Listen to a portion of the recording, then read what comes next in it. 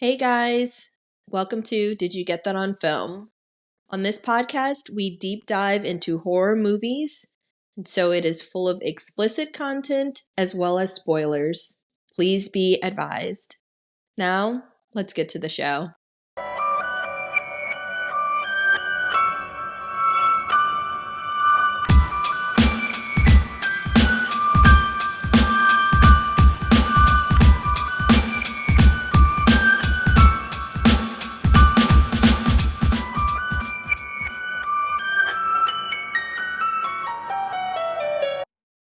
This is Did You Get That on Film?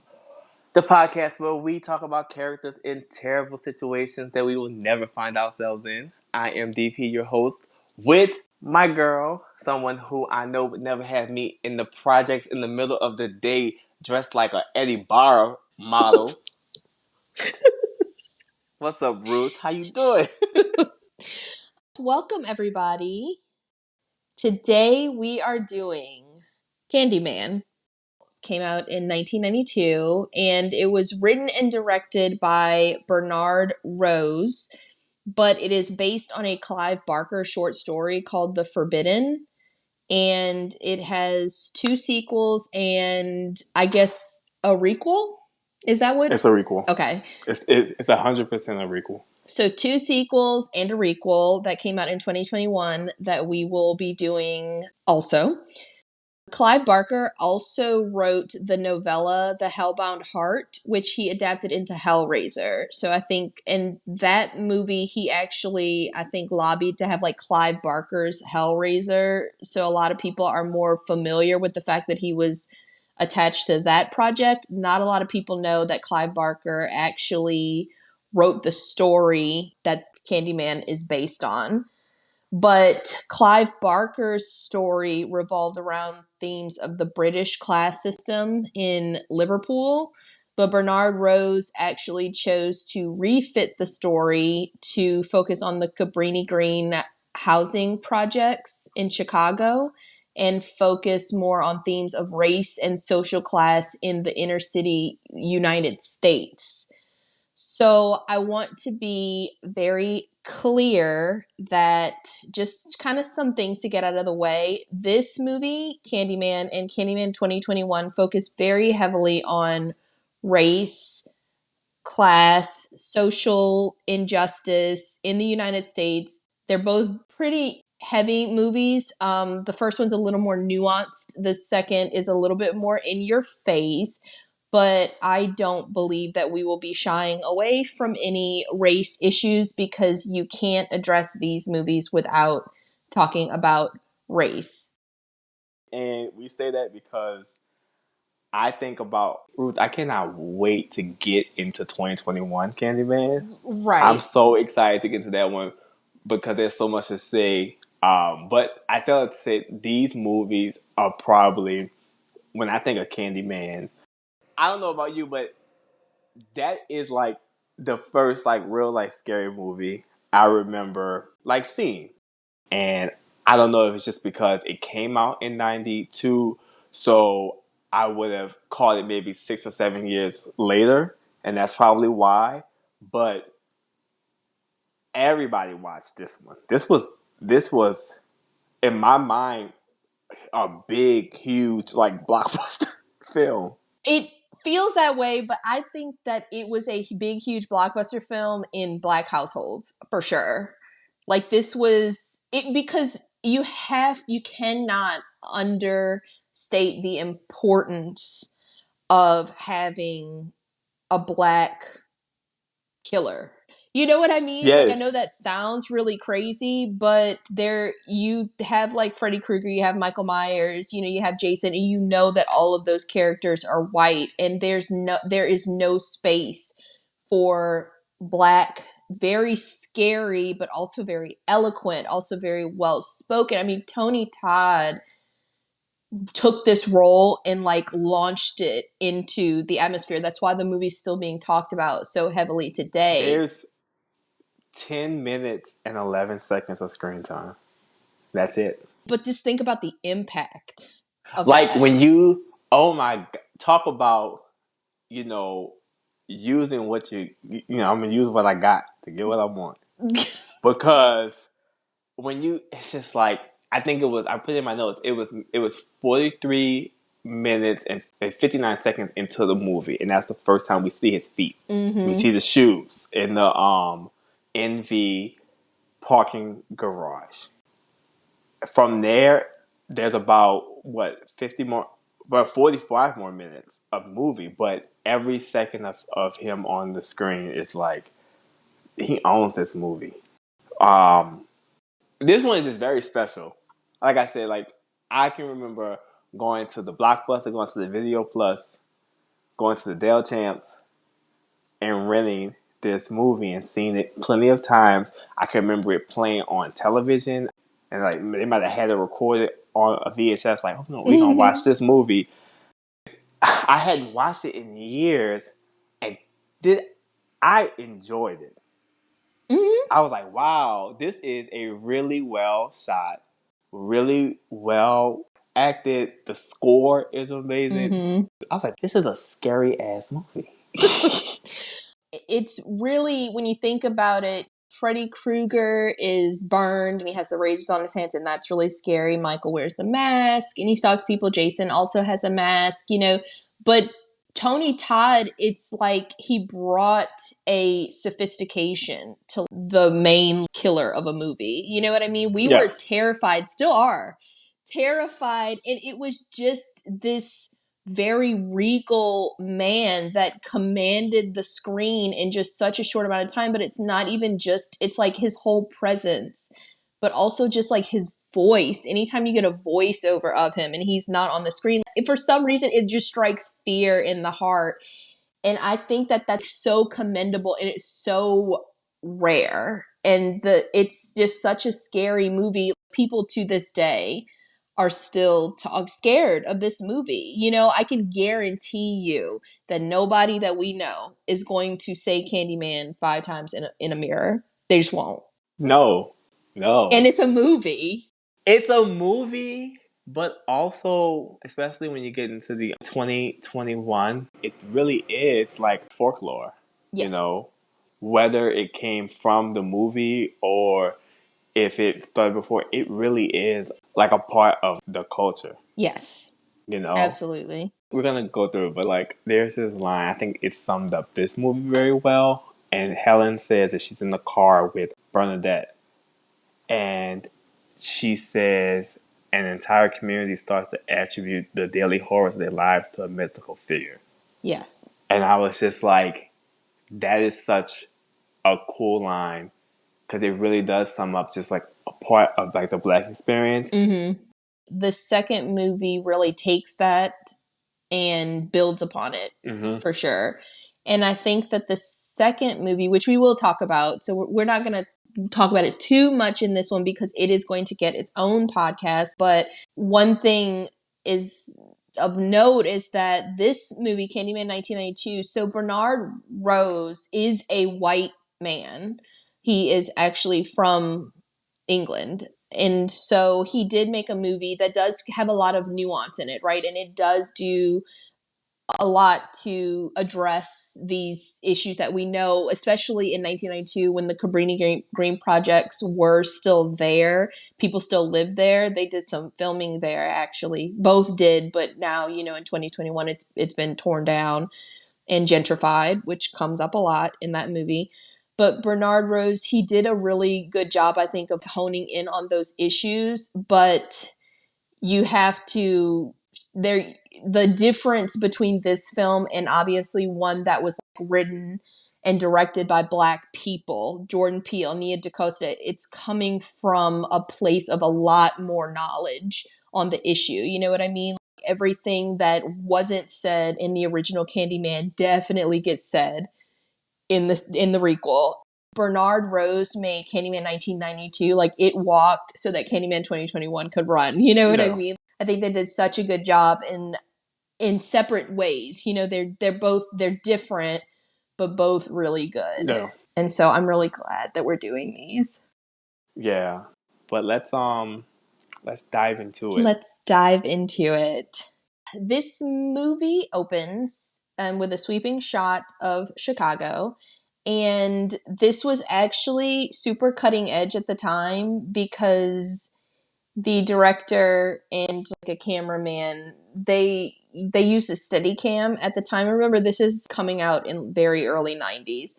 So they were in a helicopter that flew kind of tilted at a 45-degree angle with this steady cam, and they got this really amazing shot of Chicago and kind of hones in on the Cabrini Green projects. Candyman 2021, which I know that we said that we're not going to like talk about that too much, but they actually mirrored this shot, which I thought was very cool. So like this one was shot top down over Chicago, and that one was shot bottom up. And so it's like a mirror image, and I just thought that was like really cool. But as we're getting this sweeping shot of Chicago, we get a voiceover from Candyman, who is played by Tony Todd, who is just so phenomenal. Like the vocal work is just working. So it's playing over a shot of all these bees, and that will be explained later in the movie. But there was all these bees in the movie were actually real bees that they used. They were bred specifically for this movie. So there's like 200,000 bees. And then we see them kind of blotting out the Chicago sky. And we cut to Helen. And this is where we're seeing our female protagonist lead for the first time. And she's interviewing students regarding urban legends. So she's a graduate student. This is for her thesis. And she gets a student that tells her the story of a babysitter named Clara, who, while babysitting, decides that she's going to hook up with a boy. She invites the boy over, takes him to the bathroom, and tells him about Candyman. And she tells him about how he had his right hand sewn off and now he has a hook in its place. She tells him to look in the mirror and to say his name 5 times. And if he does, he'll appear and kill you. And for some reason, this is like foreplay to them. Why did she tell this story before? Why? Sex? She's also like, she's taken her top off at this point. She's in her bra. Y'all are making out. Why? Why? This isn't what I would be doing in this situation. But of course they try it. This not even your boyfriend. That's the worst part. It's not your boyfriend. It's really a scandal. And I was like, why did they tell that part? I know. Stop, because that's what gives the story some realism. That this bitch was cheating on her boyfriend and she died. That's what you get for cheating. That's what you get for cheating. That and syphilis. Right. So, okay, so Clara and Billy, they try it. Clara says it, you know, Billy says it 4 times, but he has a little bit of sense. So he's like, well, I'm going to go downstairs. Clara, of course, says it that 5th time, and Candyman appears behind her. And as the story goes, he kills her and the baby. Billy got away. And allegedly, because this is how urban legends go, this student who's being interviewed by Helen, her roommate's boyfriend knows Billy. Shut up, bitch. I know. So it must be true. Helen isn't buying it. She's very dismissive to this poor girl. So then we also get a scene with Bernadette, who is in a separate room. So this is Helen's friend. It's her classmate. It's also the person who's working on her thesis with her. And she's interviewing another guy about another urban legend, the baby in the microwave urban legend. And so he's also like, it must be true because somebody I know knows this person. J Dash. J Dash. J Dash. Stop. Why did you put that in there? So we get some on-screen text and we learn that they are at the University of Chicago. And this is where Helen is a student, but also her husband, Trevor, is a teacher. And he is teaching a class on urban legends and modern urban folklore. And Helen is pissed because not only is Trevor doing the urban legends lecture when he said that he would wait until after her thesis, but also because he's clearly having an affair with this student named Stacy, who's like very friendly towards him. She'll come up later. Yeah, I don't like her. But then we get this scene. This gets Helen going down the rabbit hole of Candyman, right? Because she just heard this one student tell the story of Candyman. As she's playing back this tape and she's transcribing her notes on this legend, a Black lady custodian, Henrietta, comes in and she tells Helen, I know all about Candyman. And she tells Helen that Candyman lives in the Cabrini Green housing projects and everybody is scared of him because he killed a woman. And she says, I actually have a friend who knows more about it. It's another Black lady custodian who comes in, and this is Kitty. And she knows because she used to actually live in the Cabrini Green projects. So Kitty comes in and she tells Helen the story of Ruthie Jean. So this is going to become a pretty significant part of the story. So the story goes, Ruthie Jean heard someone coming in. They were smashing through the wall in her bathroom, and she called 911 to tell them. But of course, 911 didn't believe her. She called again, didn't believe her. By the time police arrived, Ruthie Jean was dead, and Kitty said the woman was killed with a hook. So Helen asked if she was shot. Kitty says no, she was killed with a hook. And Helen is skeptical. The two women custodians believe that Candyman killed her. But Helen is being so fucking dismissive of them that Kitty says, you know what? Let me go about my business. She's like, I don't know anything else about that. Because Helen's like smirking and stuff. And it really irritated me. I was like, you're being a bitch. They're just telling you. A story that you asked to fucking hear. Not only did you ask, like, she had to stop working to come and talk to you. Like, she's trying to get out of here. Go home. I don't know. I didn't like Helen in this scene. I just felt like she was being too dismissive towards these ladies. I mean, she literally asked. She literally asked. But I actually have some information on this. So I don't know if you know, but Ruthie Jean in the movie, that story, so Bernard Rose, I don't know if this is what gave him the idea of making Candyman set in Cabrini Green, because the original story was like, set in Liverpool. But this is actually a true story. Yes. They think that Bernard Rose got a lot of the information from this article that was written. So this was in 1987. So the article is They Came In Through the Bathroom Mirror by Steve Bogira, and I actually read the whole thing. It's pretty long, but it's also very, very, very heartbreaking. So the article is about a woman named Ruthie Mae McCoy. So she was living actually in Chicago's Abbott Homes housing project instead of Cabrini Green. I think Cabrini Green was a much bigger known housing project. But she called 911 to report a break-in, and she said the same thing. Somebody is coming in through my bathroom wall. They're breaking through the wall. And so the dispatcher didn't really understand like what she was saying. And additionally, she gave an address in the projects. So they were probably like pretty dismissive anyway. And so they misfiled the call as a disturbance with a neighbor. And so the police didn't take it too seriously. They ended up getting another call from a neighbor who said that they heard gunshots in the apartment. So the police did not arrive until 2 more calls by neighbors came in. So Ruthie Mae McCoy was killed by someone who came in through her bathroom mirror from where the medicine cabinet was. So apparently in this Abbott Homes housing project, which is very similar to Cabrini Green in the movie, they actually show you this.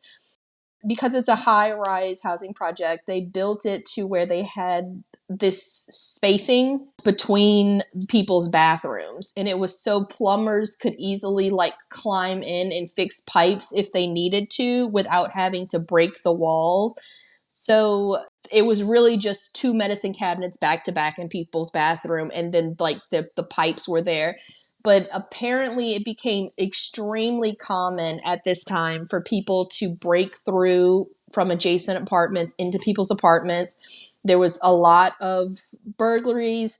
There were murders. There were rapes. Sometimes people could even climb up and go to another floor. the living conditions in Abbott Homes housing project were very, very poor. It was not policed well, obviously. There was very, very, very high crime. And so I think that the director of the movie took all of that information and then set it in Cabrini Green and put it in this movie. Because it's the stories are, I mean, this woman's name was Ruthie Mae McCoy, and in the movie, it's Ruthie Jean. So I'm pretty sure that he took that information, right?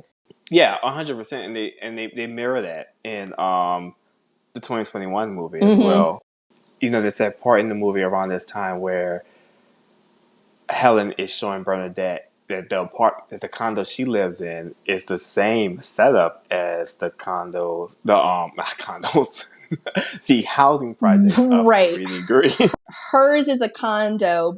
I mean, hers was made to be a housing project, but instead, at the last minute, they changed it to condos. Hers are condos, but they were built exactly like. Exactly the same. She pulls the pictures out and she was like, "Look, let me just add these things on the walls." Right. They had like this stucco and it created a condo.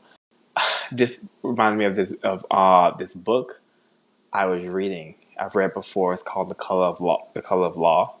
If there's any book you want to read about redlining and classism, unfair housing discrimination, it's the one to read along with Race for Profit. But in The Color of Law, there's a chapter about that in terms of the government creates these entire subdivisions and they build them almost identical, you know, because of redlining, because of housing discrimination. They'll only allow white people to live there. And they worded it so that it's understood that you have to have it's pure European blood to live there. But then they build them all. They say, okay, well, what we're going to do is, this is the same housing, it's the same setup, and this is going to be a black area. But what we're going to do is we're going to put that, you know, in the area with the sewage plant. Right.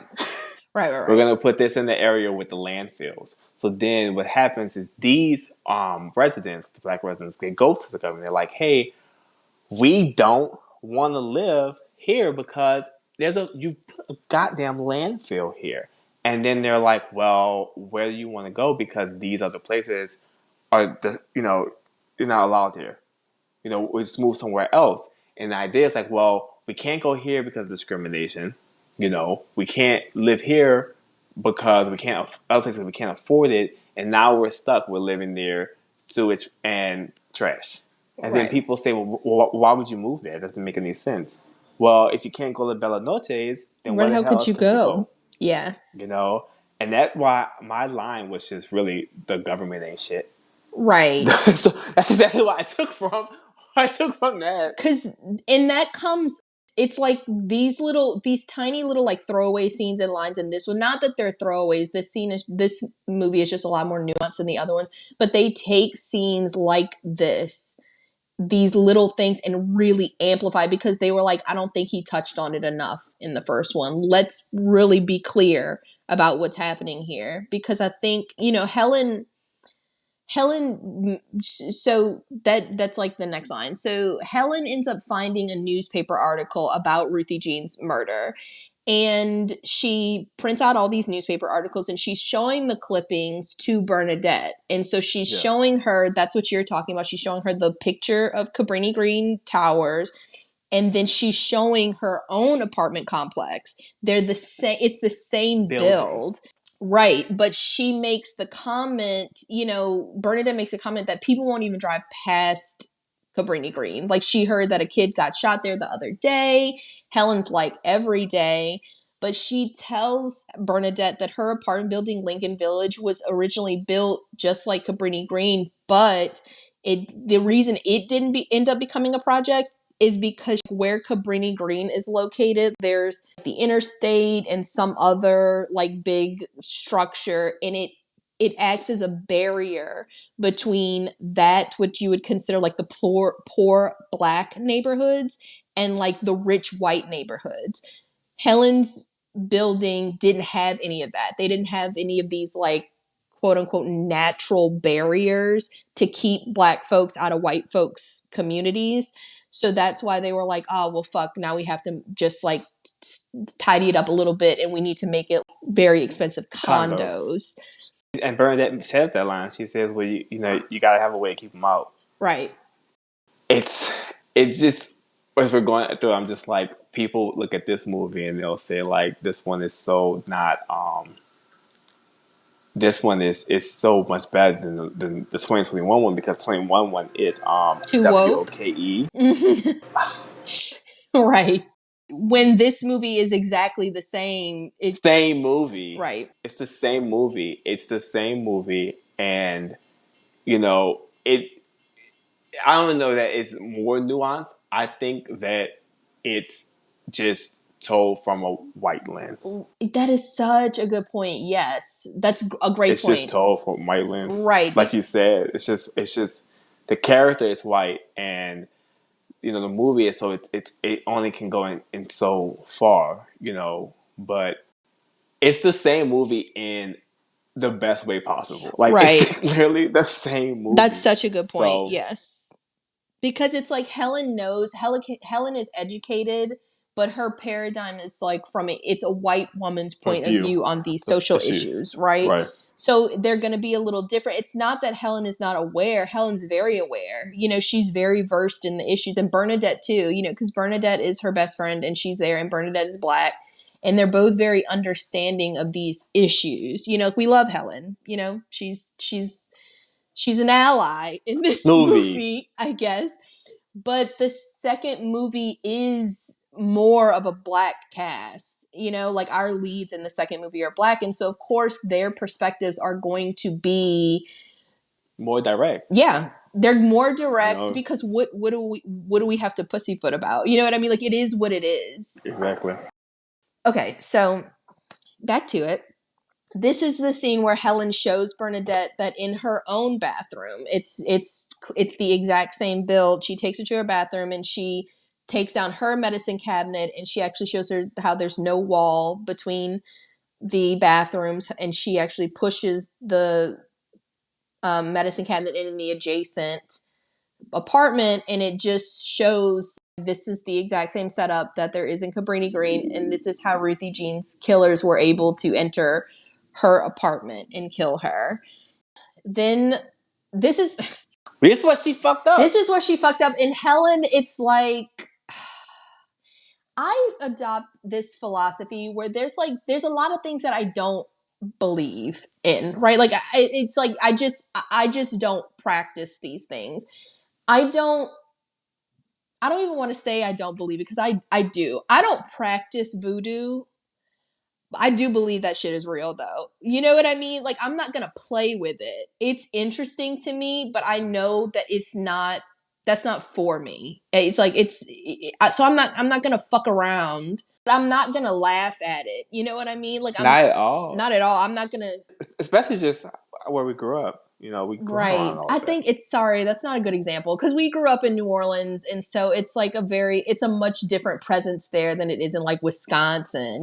You know, I've met people who are Wiccan. Mm-hmm. That goes, you know, that's not for me, but I would never say that those things aren't true, because they've been around for so long. Right. Like, just because I don't have experience with something doesn't mean it's not true.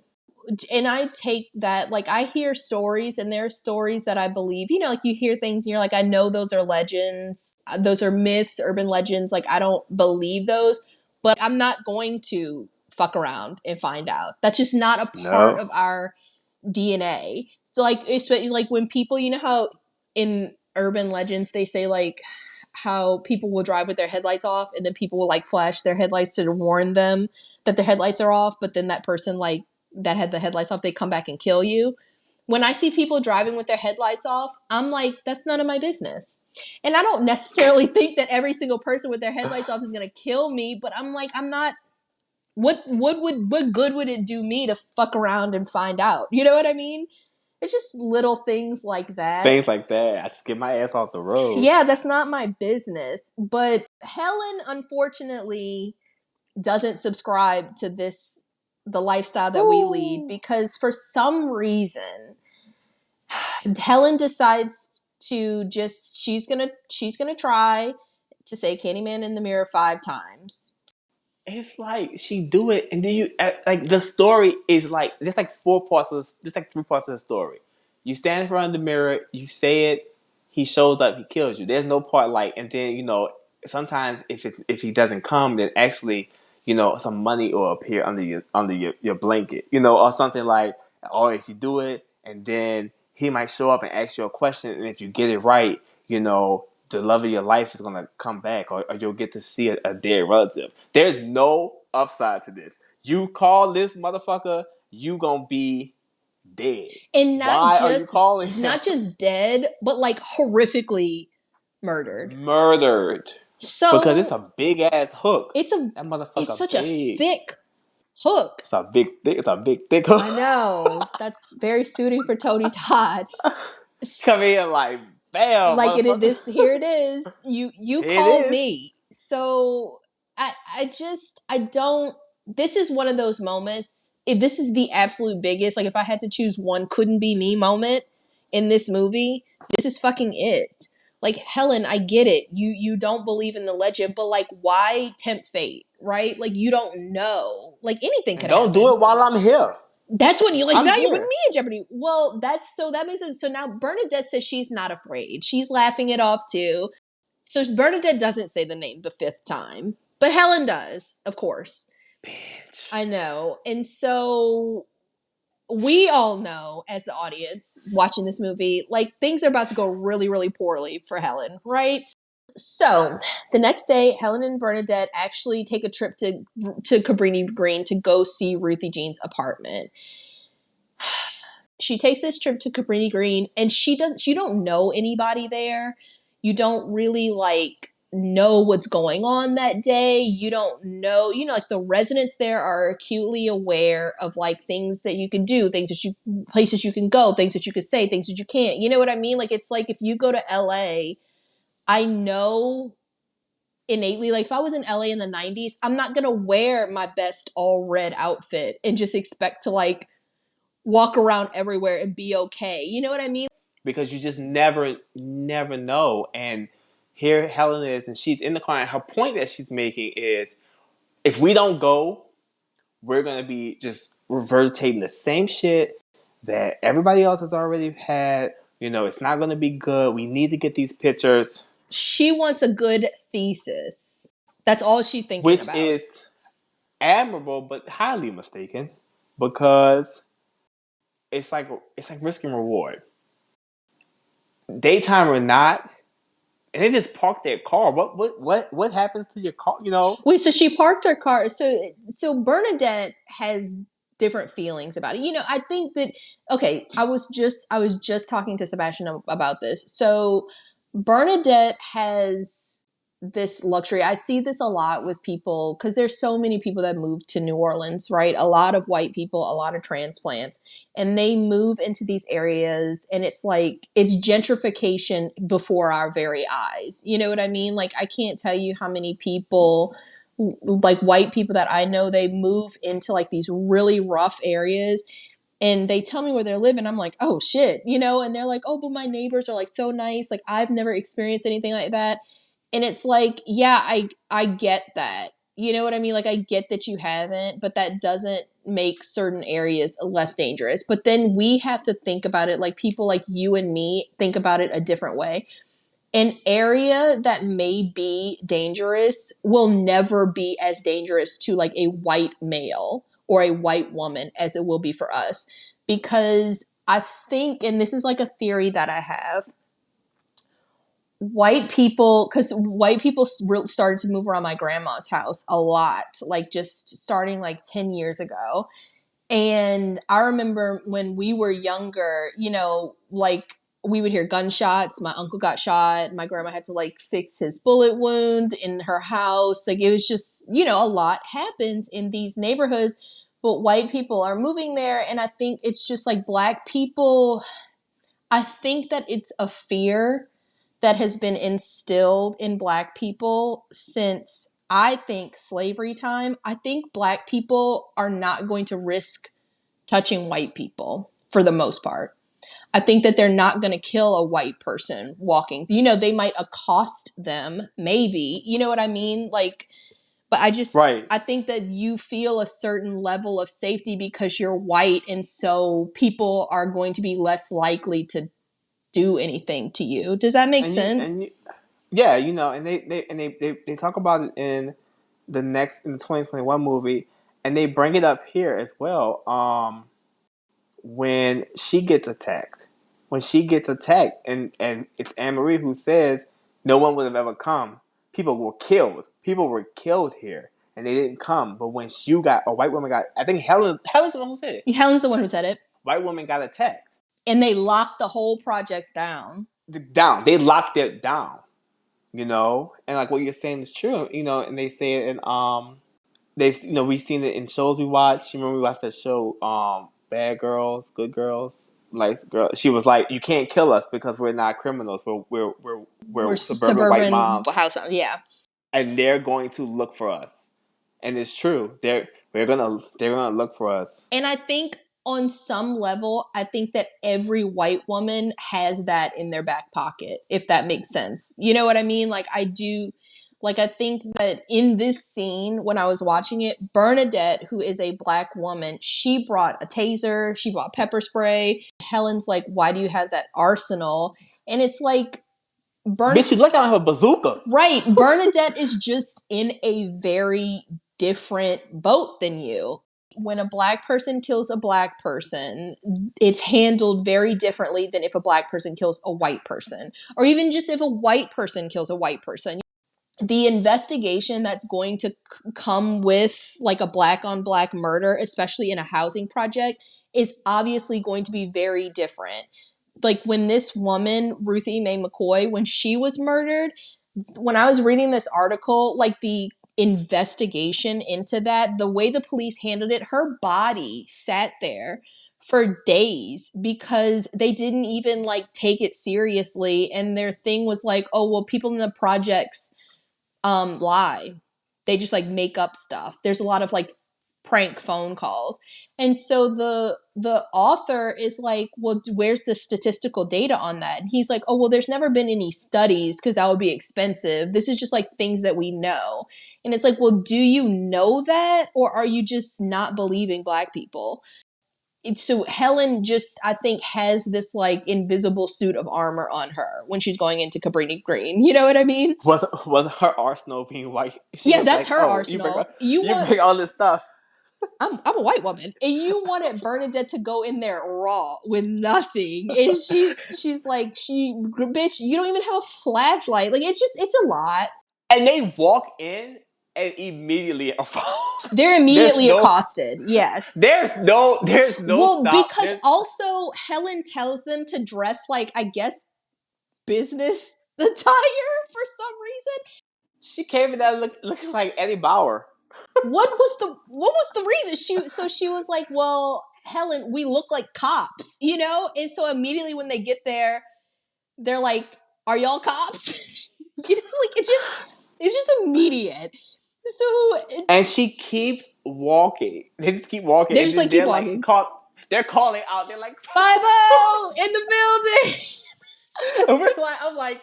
I'm like, this shit is absolutely crazy. This is bonkers. And so Helen doesn't care. She's not really feeling, she's just trying to get the scoop for her thesis. So she's like, this is, you know, she says the lines about how they attribute this, like, their daily horrors to this mythical figure. They're using this Candyman legend to kind of cope with the hardships and inequalities that they're facing. They get into the Cabrini Green building. It's very rundown.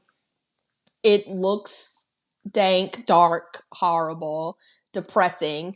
There's graffiti everywhere. And I'm saying that, I really don't say that lightly, because this was actually filmed in Cabrini Green. This was not a set that they made. They filmed in Cabrini Green housing projects. It's very sobering when you just like watch, like, people live there. People live like that. Right.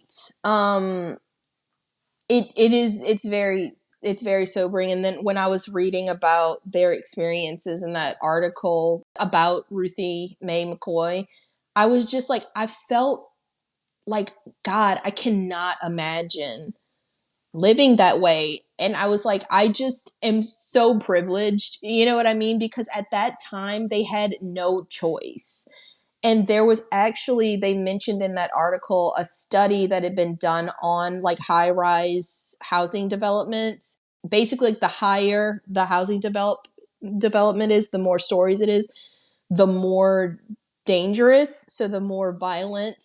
People are not connected at all to their neighbors. There's no sense of community. Everything's really anonymous. And then people are able to move around. Like there's a lot of vacant apartments. Like I think on Ruthie Mae McCoy's, in her building, I think there was like 47 vacant apartments, and they kind of show this in this Candyman. People, and I saw this actually on an episode of Gangland about a housing project, but people would knock out walls. So if the police come and like say they do raid a building, they could easily run from like they could be from like the 11th floor to like the 5th floor in no time, because they could just run through apartments, like shimmy down these like openings, and just the police will never find them, you know? So it's like, it's very dangerous, and yet they use that style of housing projects like all through the 80s and 90s, right? All through it. I mean, what was it, 2004 or 5 when they finally cut down the Fisher projects? Something like Yeah, I that. think so remember after Hurricane Katrina was when they were finally like, we're not rebuilding them. Like they like they were like, everybody left for Hurricane Katrina. We all had to leave the city. People were like in Houston wondering when they could come back to their homes, and the city was like, never. But They were like, I don't think so. We're knocking them down, straight up demolishing them. this shit is over. Right. It was definitely the end of an era for sure. Yeah. I know. I mean, that's really crazy, but it was like a very, it's one of those things where it's like, it's so complicated, right? Because there does have to be some affordable housing. By that point, they were very dangerous. You know, they were just built poorly, run poorly. They weren't taken care of. So it was like a dangerous area. It did breed like this, you know, level of violence in it, a lot of like illegal activity, but at the same time it's like you're lumping in hardworking people that just have to live in these places with criminals, you know what I mean? So it's like you can't label everybody in the projects a violent offender, a drug dealer, anything like that, because you know, like both my grandmas lived in the projects, and both my parents, like when they were young, you know, they moved out of the projects, but it's like, there but by the grace of God go I, you know what I mean? So it's like it's a tough situation. I think the city could have handled it a lot better, but Right. And that's kind of like getting into like, because like right at this point, once she kind of, when Helen goes and she takes all the pictures, when they're leaving, this is when they meet one of the people who are just trying to get by. So when they meet Anne Marie. right, that's a yes. So exactly. So when they're walking in, they kind of go by the I guess the hoodlums of the neighborhood. I think they were like drug dealers. I say that because Bernard Rose, the director, actually said when he was going to film at Cabrini Green, they like had to agree to let some of the residents in the movie. And I think these people were in fact drug dealers. I think they offered them some level of like protection for being there. But yes, so when Helen and Bernadette first go in, they're taking pictures of like graffiti. There's this line, "Sweets to the sweet," graffitied across the wall. And it's here we get this first shot of Anne Marie and her Rottweiler, because Helen is like, it's very rude what Helen's doing, right? Like she's taking pictures of the graffiti and stuff, but she's really kind of ignoring the fact that like it's Anne Marie's house. Like it's her apartment. She's taking pictures of her apartment. I thought that was like really kind of inconsiderate of her. Helen is a she's, I guess, real. She's really written very human. Like, in some ways, she's very, very aware, and in some ways, she's so oblivious to just social fucking cues. Right. Because Anne Marie is basically like, what the fuck are you doing? Who are you? Right. Like, I would be, if somebody was standing outside of my door taking pictures, I would be a little alarmed as well. So Helen, she apologizes. Anne Marie slams the door because she's like, this is ridiculous. So they go into the apartment that was Ruthie Jean's, where she was murdered, and Helen does confirm that the layout matches her apartment like exactly. So Right. they go straight to the bathroom. Bernadette is the only person in this situation that feels like it's being kind of disrespectful, right? Like Ruthie Jean was murdered in there. It's kind of like morbid to want to go in and like take pictures of where she was murdered. I don't know. Helen's just like totally Girl, Helen's like, well, we need to get published. right. She's like, I'm trying to be published. So we gotta do what we gotta do. So they find the medicine cabinet, and I mean, Helen is just the level of like self-preservation is at zero because they find the medicine cabinet and Helen decides to just crawl through to the adjacent apartment. I think it was no survivor skills. She has none. She has none. And it's giving me a headache because I'm like, Bernadette makes a point, like, you don't know who's in there. In there. Like, somebody could be sleeping in there, squatting. You know what I mean? Like, yes, there's a hole. It looks vacant, but that doesn't mean that nobody's in there. And she's like, what if they're in the other apartment, like packing drugs or something? Like, if somebody crawled in to my apartment, even if I'm squatting there, through a hole in the wall, I'd be alarmed. And if I attack you, is it really my fault? You know what I mean? Like, bitch, you came in here. You called my name 5 times in the mirror. Stop doing and that. I'm the bad guy? Like, God. it was very clear. So Helen decides to just do a little listen. She doesn't hear anything. So she's like, oh, well, of course it's safe. And I thought this was so funny. When she's gone, Bernadette wants to sit down. But of course, this is like a very dirty, abandoned bathroom where someone was like recently murdered. So she takes Helen's coat and spreads it out to sit on. I thought that was, She ain't coming back. Shit. that's stop. She's like, well, she won't be needing this. I just thought that was awesome. Well, Helen threw it on the ground anyway, so she clearly didn't care about it. So while Helen is taking her pictures of the apartment, she finds some graffiti of Candyman, and then she finds some candy on the ground in front of this graffiti, and in these like packaged little candies, she finds a razor blade in it. And I saw somebody suggest that this was an offering to Candyman. Do you think that's what that is? I I had this thought it was just like I didn't take it as any kind of like meaning. It's just more so like, hey, someone was just like put this candy here in this scene because it'd be kind of cool. And I think in the second movie they took it and made it something.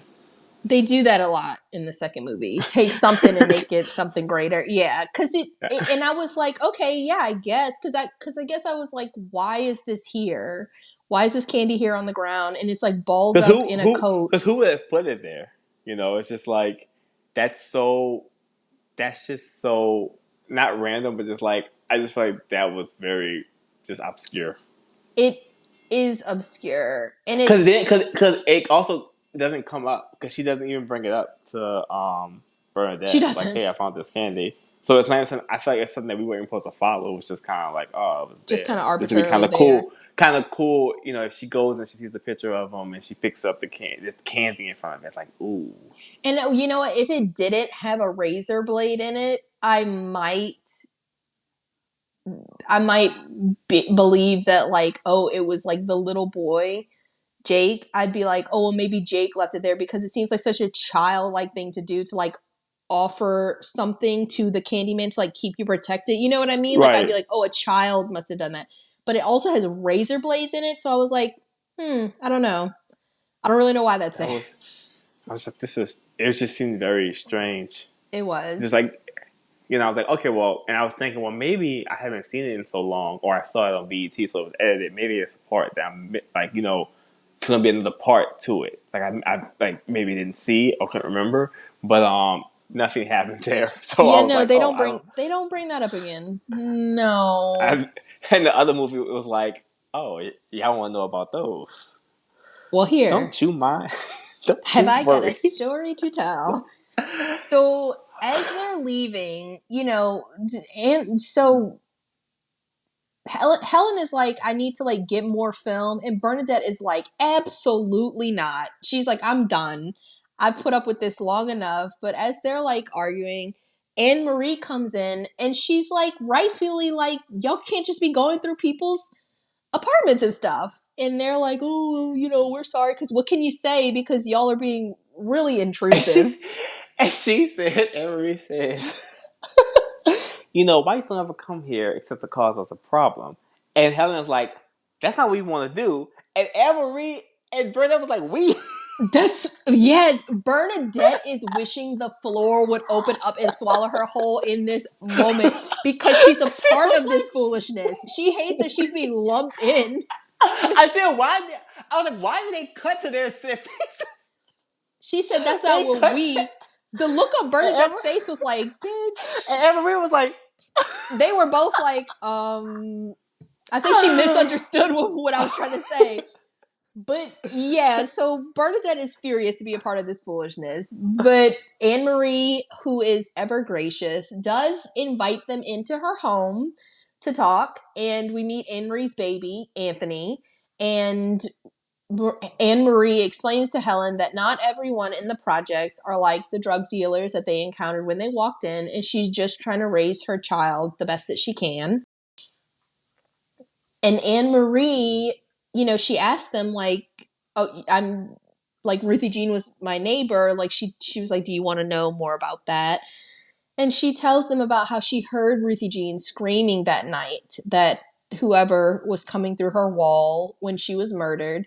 And she said that she called 911, but nobody ever came. And she explains that everyone is scared, including her, and that it was Candyman who came through the walls to kill her.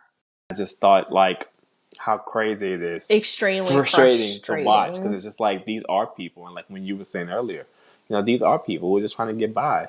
Nobody wants to live in the projects. Nobody wants to, have a space where they don't feel safe. No one wants to bring their children in a space where they feel uncomfortable. Could you imagine how scary as a person it would be that your neighbor is being murdered and you're hearing her screams and her wailings and you're calling. You're too scared to go outside. Right. You're a You're woman. You have a alone with a child, baby.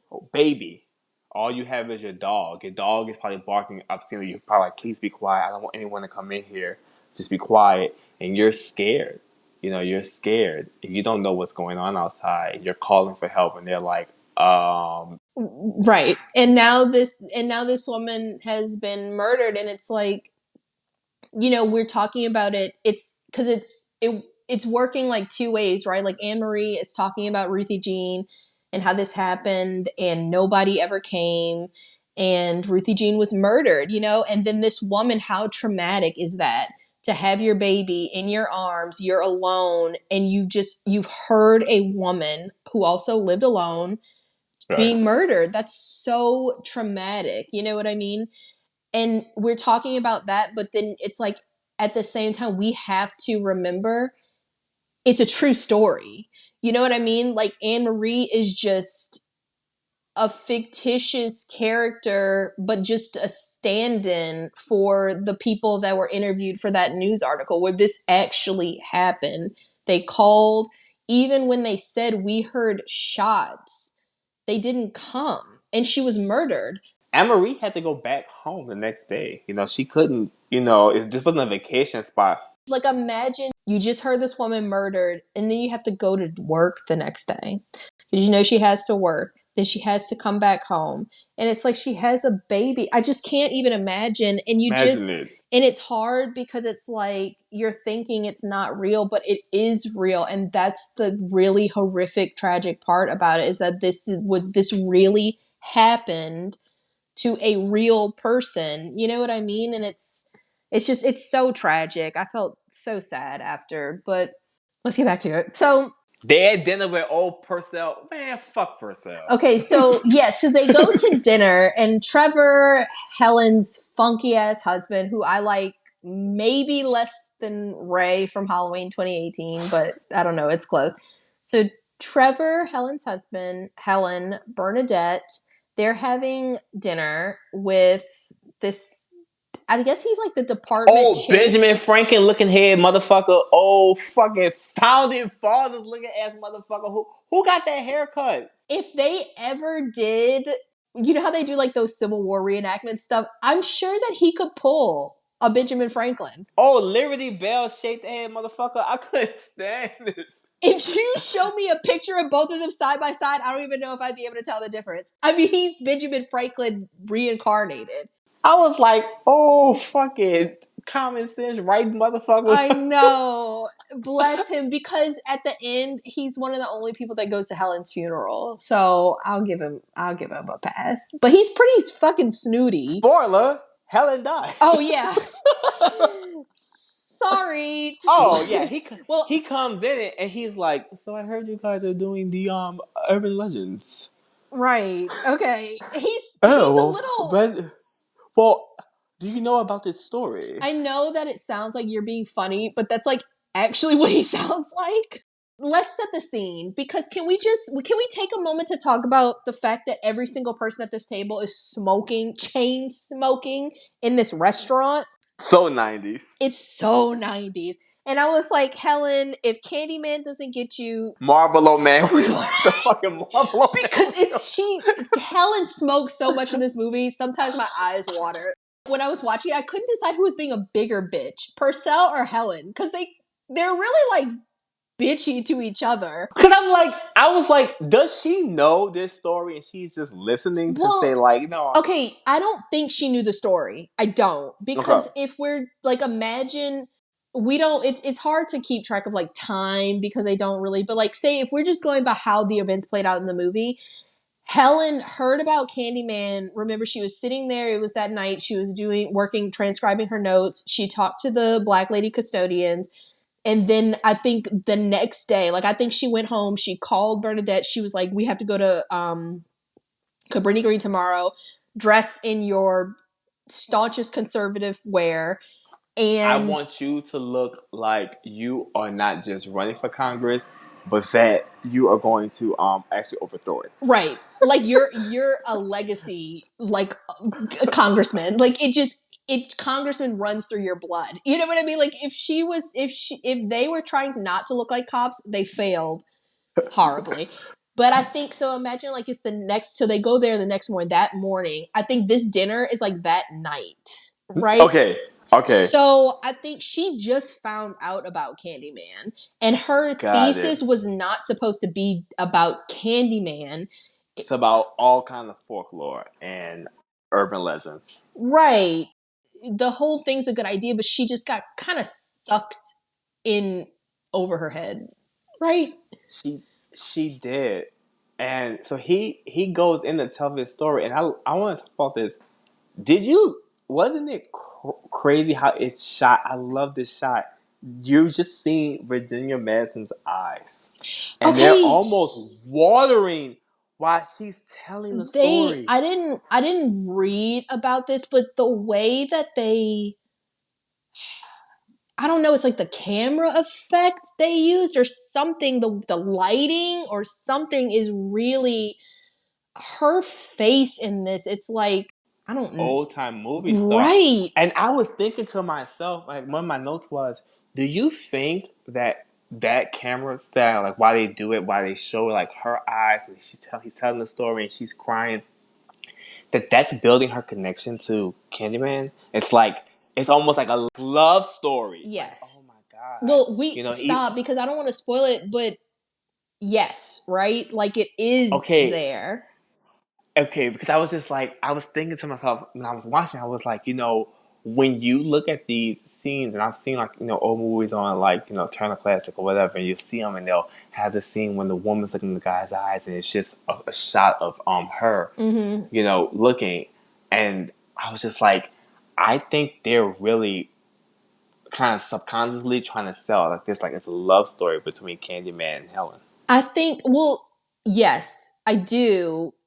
And I think that even so, I was reading some stuff that Tony Todd and the director Bernard Rose that they wrote about it, and I think they say they want it to be like a love story, and so I think that it was like low key, but also like kind of high key. They that's he Tony Todd said he wanted it to be like his Phantom of the Opera.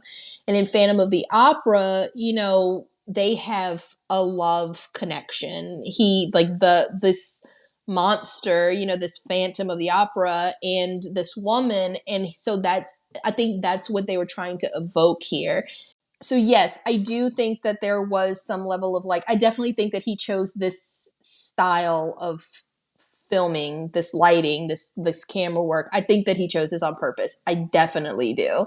Think that he was trying to evoke those old time romance. It's so different from the rest of the movie. Right. It's a total juxtaposition from like it's everything shot like normal, and then you have these small scenes, and it's when she's listening to him, when he's like talking to her, whether it be like voiceover or actually with her, like when they're together, that's when it switches to this camera style, this lighting style, whatever it is. I think it was super deliberate because it's very different. If y'all haven't seen the movie and you go and watch it, you're gonna notice it. Notice what we're talking about Right away. immediately. So Purcell is like, oh yeah, so you're doing this like urban legend story, and so he's like, so obviously, like when were you gonna talk to me? Because I wrote a paper on him 10 years ago, and then he like proceeds to just like kind of shit on her. You know what I mean? But this is where he tells the Candyman story, the legend, like when the legend first appeared. So this is how it goes. So Daniel Robitaille, does he say his name? Yes, this is us as an audience and as Helen learning everything about the character who we have still yet to see. Okay, yes. So because as up to this point, we've seen nothing of Candyman. Like we at this point, just like Helen, he could just be a myth.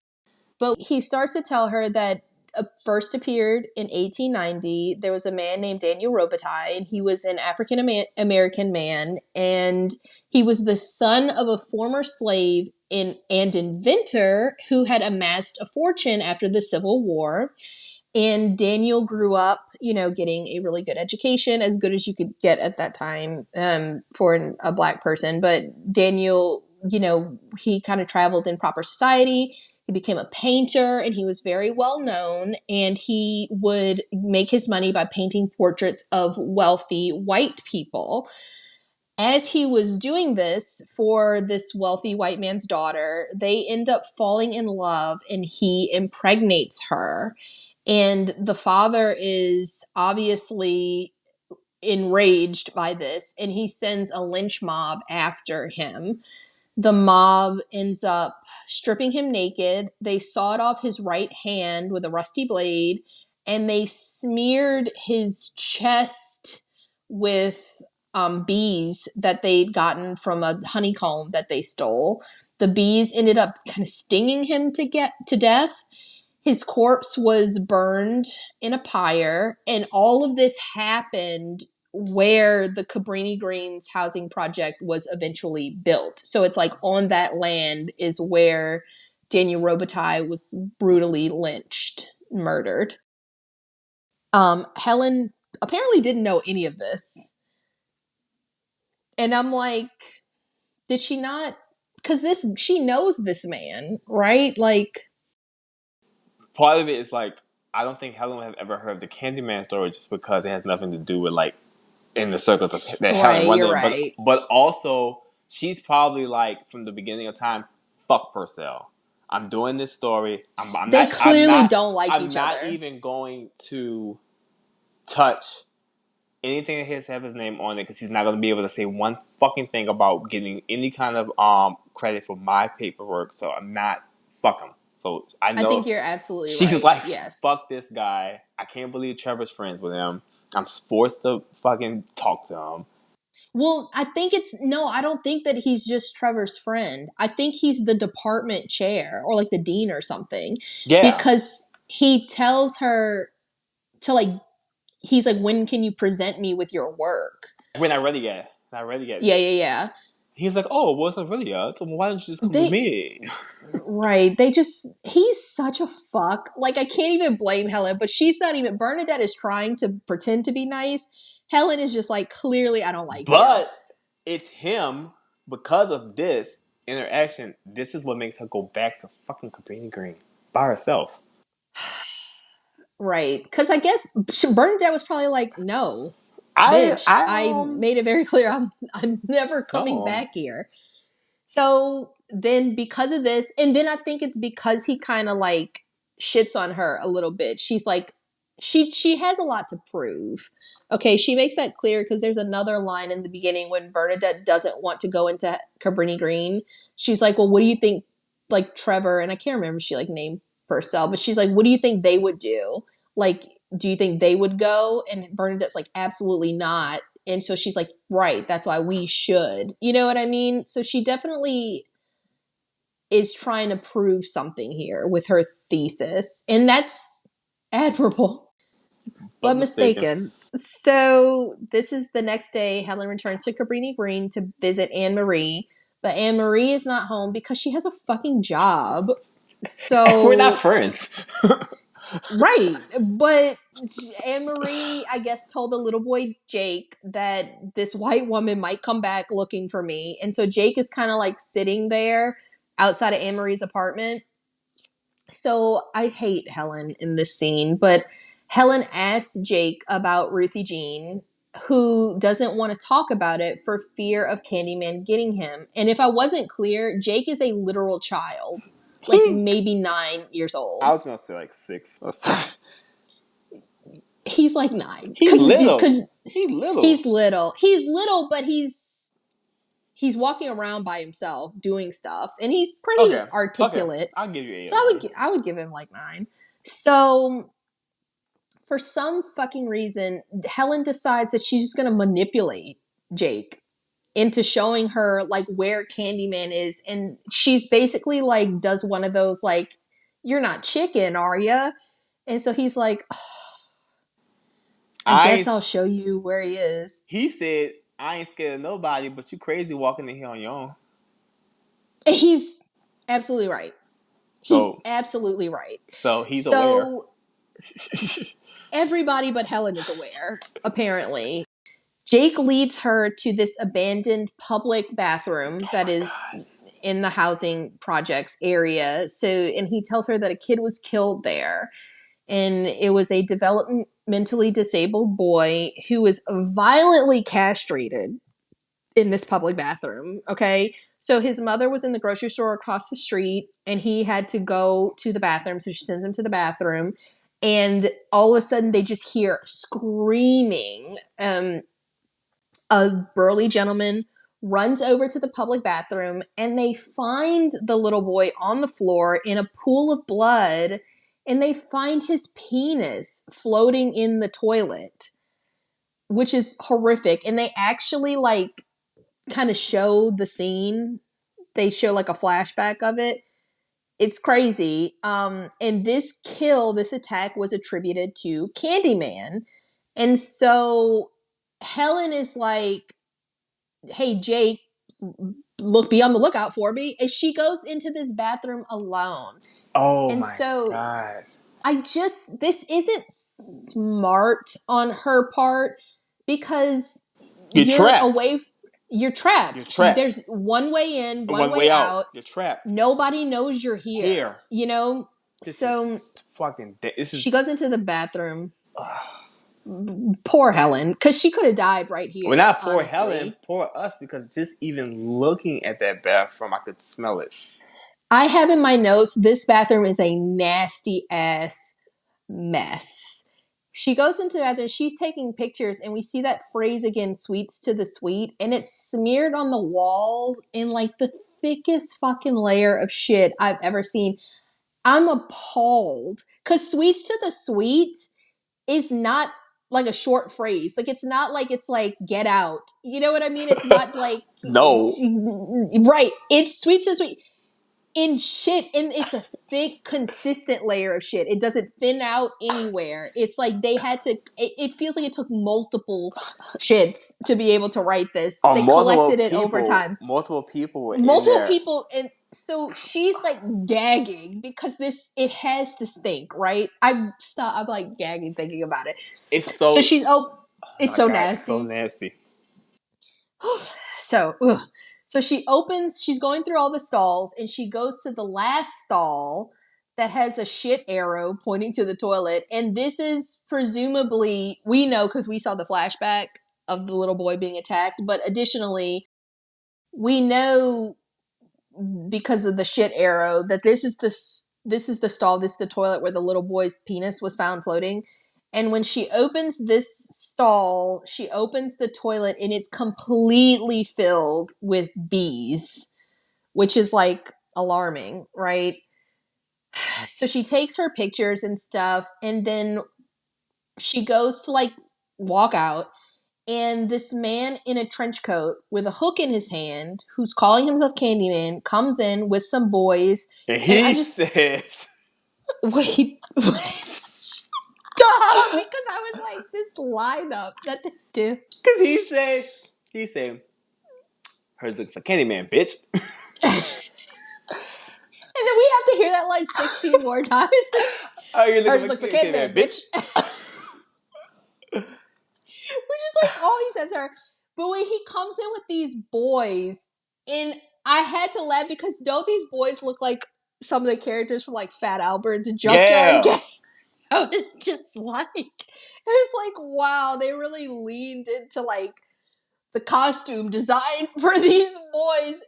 They were like, I don't know, what are black people wearing right now? Let's refer to pop culture. And they turned on like Fat Albert. And they were like, oh, perfect. Yeah, definitely there's painter hats and there's almost bell fucking hats. Still because it's that fucking hat. That fucking hat. Fucking Ed. I was like dying. The whole scene is not, obviously it is not because funny, he hits her like a fucking man. He knocks the shit out of her with that hook. With the hook. Oh my God. He hits her really hard. He hits her hard. God, right. Fuck. Because when Jake goes in, she's on the floor and I was like, ew. Disgusting. But she's then, you know, she put her coat on the floor the other day, so it doesn't matter. Right, so she clearly doesn't value her clothing. But it's like, I was like, I think her like hair and her cheek touched the floor, and I was like, I would have been the most upset that on this nasty ass shit stained bathroom floor is where my cheek touched it. Please don't hit me so I fall on the floor. Please don't. Yeah, please. Can you just like hit me, but like drag me outside? Please. But I'll go outside. I'll wait for you to hit me outside. Please, God, don't hit me in the bathroom. Not this bathroom. Please, God, no. And all the poo particles. It's just too much. It's so also gross. Fucking nasty. And Helen tries to reason with them. You know, she's like, my colleagues know that I'm here, but they're really not trying to hear that because they probably already got word like yesterday that she was there asking questions. In their mind, that she's asking questions about Ruthie Jean's murder, right? And so it comes out that this man killed Ruthie Jean and the little disabled boy. I didn't know how to feel about that because I was like, is that accurate? This is what I thought. This is my theory. I felt like she was asking too many questions, and at the end of the day, they're going to pin this on somebody. There's somebody who's going to get, whether they did it or not, whether they did something or not. There are people who are dead. There are people who are gone, and somebody has to be punished. And whether I think in the movie it's Candyman who did it, like the actual Candyman did it. But I think that these people are like, she's asking around, she's saying she's not a cop, but she's gathering information, and one of us is going to go down for this. I'm not saying that these people are good people because they obviously are criminals, but it's like we're going to get called down, and one of us is going to go. So we have to do something. I think that they said, the police said that they'd been looking at him for these murders. So he had to be aware of that. He had to be aware, but I still think that the real Candyman did these murders. And I think too, like at the end of the day, it doesn't matter, right? Whether, like to Candyman at least, I think it doesn't matter whether or not they were killed by someone else or like if Candyman actually did it. I think that it's like as long as the story gets told, as long as people fear, he's content with that. You know what I mean? Yeah, 100%. And that gets brought up a lot more in the second one too. As long as things are being attributed to him, as long as people stay afraid, he's like, I'm doing my thing. Yes. So Jake finds her with her face touching the bathroom floor, and he calls for help. And they have the scene with the silliest lineup ever. And she is able to identify her attacker. She does live, but her face is really fucked up. Like, I want to reiterate, he really did fuck her face up. Her eye is like swollen shut. With one hit. Right. With a big metal hook. So it's fucked up. So we meet Frank Valento. He's the detective that's working with Helen, and he informs her that they found the suspect by doing a sweep of Cabrini Green and locking it down because she was attacked. So he tells her that her attacker is the head of a gang called the Overlords, and he's responsible for killing Ruthie Jean and the disabled boy, and he's therefore been charged with the murders that had been attributed to Candyman. So Detective Valento tells her that they knew this man had been killing people, but they couldn't do anything because they could never find anybody to testify against him. And Helen, to her credit, does acknowledge how crazy it is that these people have actually been murdered, a woman and a child, but it wasn't until a white woman gets attacked that the police do anything about this known murderer. Right. It is crazy. It's so crazy. And Helen does recognize that. So at the police station, Helen has a discussion with Jake, and he's upset with her because he's really concerned about being a snitch, because Helen was like, I promise I won't tell, if you help me or whatever. But then Helen tells him that Candyman is not real, that he's just a story like Dracula or Frankenstein, and that it's just this bad man was using the Candyman name to, perpetuate this fear. And Jake is shook. Jake can't believe it. He's like, all this time? Well, Helen's not correct. So we cut to Helen making dinner for Trevor, who just kind of sucks. She's doing something nice for him, and it's cute. And he's just kind of like, he's kind of a dick. But this is like 44 minutes into the movie. They're like 43 minutes, 59 seconds. Okay. Helen's walking through a parking garage. And this is where we finally get our first look at the real Candyman. He makes an appearance because he explains that she doubted him, and her disbelief, quote, destroyed the faith of his congregation. And she discredited him. And so now, because she did this, he must shed innocent blood to get people to feel afraid of him again. And he tells her that he is the writing on the walls and the whispers in the classrooms, and without that fear, he is nothing. It's about to move very quick. Right. So after this scene, things escalate very quickly. It's like almost like two different movies at this point. Okay. And it's not boring. It's so interesting leading up to all this, but it feels like, okay, we are about to go into overdrive. And You're almost like, damn, all the stuff I remember is in the last part of the movie. Right. It's like, I guess if this was like your first time seeing this in 1992, I could see how you would be wondering like, well, damn, like what is this movie about then now? You know what I mean? If they find this guy, this is supposedly the Candyman that killed Ruthie Jean, killed the disabled boy. You're like, well, fuck. Now what? We haven't seen anybody else. We haven't seen any danger from anything other than like the violent Shit crime that you walls. might find. It's such thick shit. But the violent crime that you might find in the housing projects, that's all we've seen up until this point. And then the way that Tony Todd walks into this parking garage, when he makes his appearance, he is wearing this very long trench coat. He has this really thick hook for a hand, and his voice is so like melodic. It's almost like music. It's very deep, and he's telling her these like very poetic things. That are poetic, but also just kind of fucked up. Like, you're gonna kill somebody. Well, had she no, he was basically like, it's your fault. And that's the thing. He's a real tall dude, right? He's very tall. Yes. I was like, this was a very, very, very good casting. He looks scary.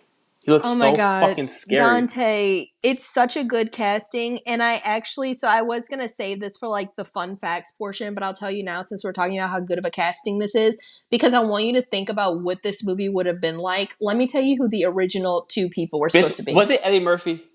It was Eddie Murphy. I read this shit. I was like, It was Eddie Murphy. It was fucking Eddie Murphy. And I'm like, is this a joke? Can you imagine? The movie would have been so different. I can't even. Can you imagine? oh. Can you imagine him saying these lines? Destroyed the faith of my congregation, and now I must shed innocent a whole blood. fucking pause, because this was the time. Now you think about this. Let's just talk about this. But let's give y'all 1 minute of this 1 minute. Y'all promise. At some point in '92, Eddie Murphy was trying to do anything to not be funny. Because you gotta think, what else came out in '92? Absolutely. Was fucking Boomerang. So he was trying to be a serial killer and a sex symbol. Eddie Murphy, you are funny. We don't want to see you. And that's okay. It's okay to be funny. We don't want to see you in nothing else, dude. It wouldn't have worked. And thank God, because it didn't work for a couple of reasons. Because one, Eddie Murphy was too expensive, and I respect his mind. You know, I love Make that your shit. money. So he was too expensive. But additionally, as they were like thinking about it, probably thinking like, is it worth it to spring for him, like for this budget? He's also stature-wise, he's not very imposing at all. Right. So, I think they definitely went with a better choice. And I also think that Tony Todd plays the role phenomenally. Like, I think that now when we look back on it, I couldn't imagine anybody else being him. I think that he really commands the dialogue that was written. I think, and he speaks this way. Tony Todd is a very eloquent speaker just in general, like even just in interviews. So it just really, the character really worked for him. And I think Tony Todd really wanted to like make it his own. I think he did a really good job about that. But do you know who was supposed to play Helen? Oh, no, I don't. Fucking Sandra Bullock. This movie would have been a joke. It would have been a fucking joke. I'm just trying to think, like, what the fuck was this movie going to be about? They were, like, looking at Sandra Bullock to play Helen, and I'm like, at the time, she was, like, a little unknown. But I couldn't have... This...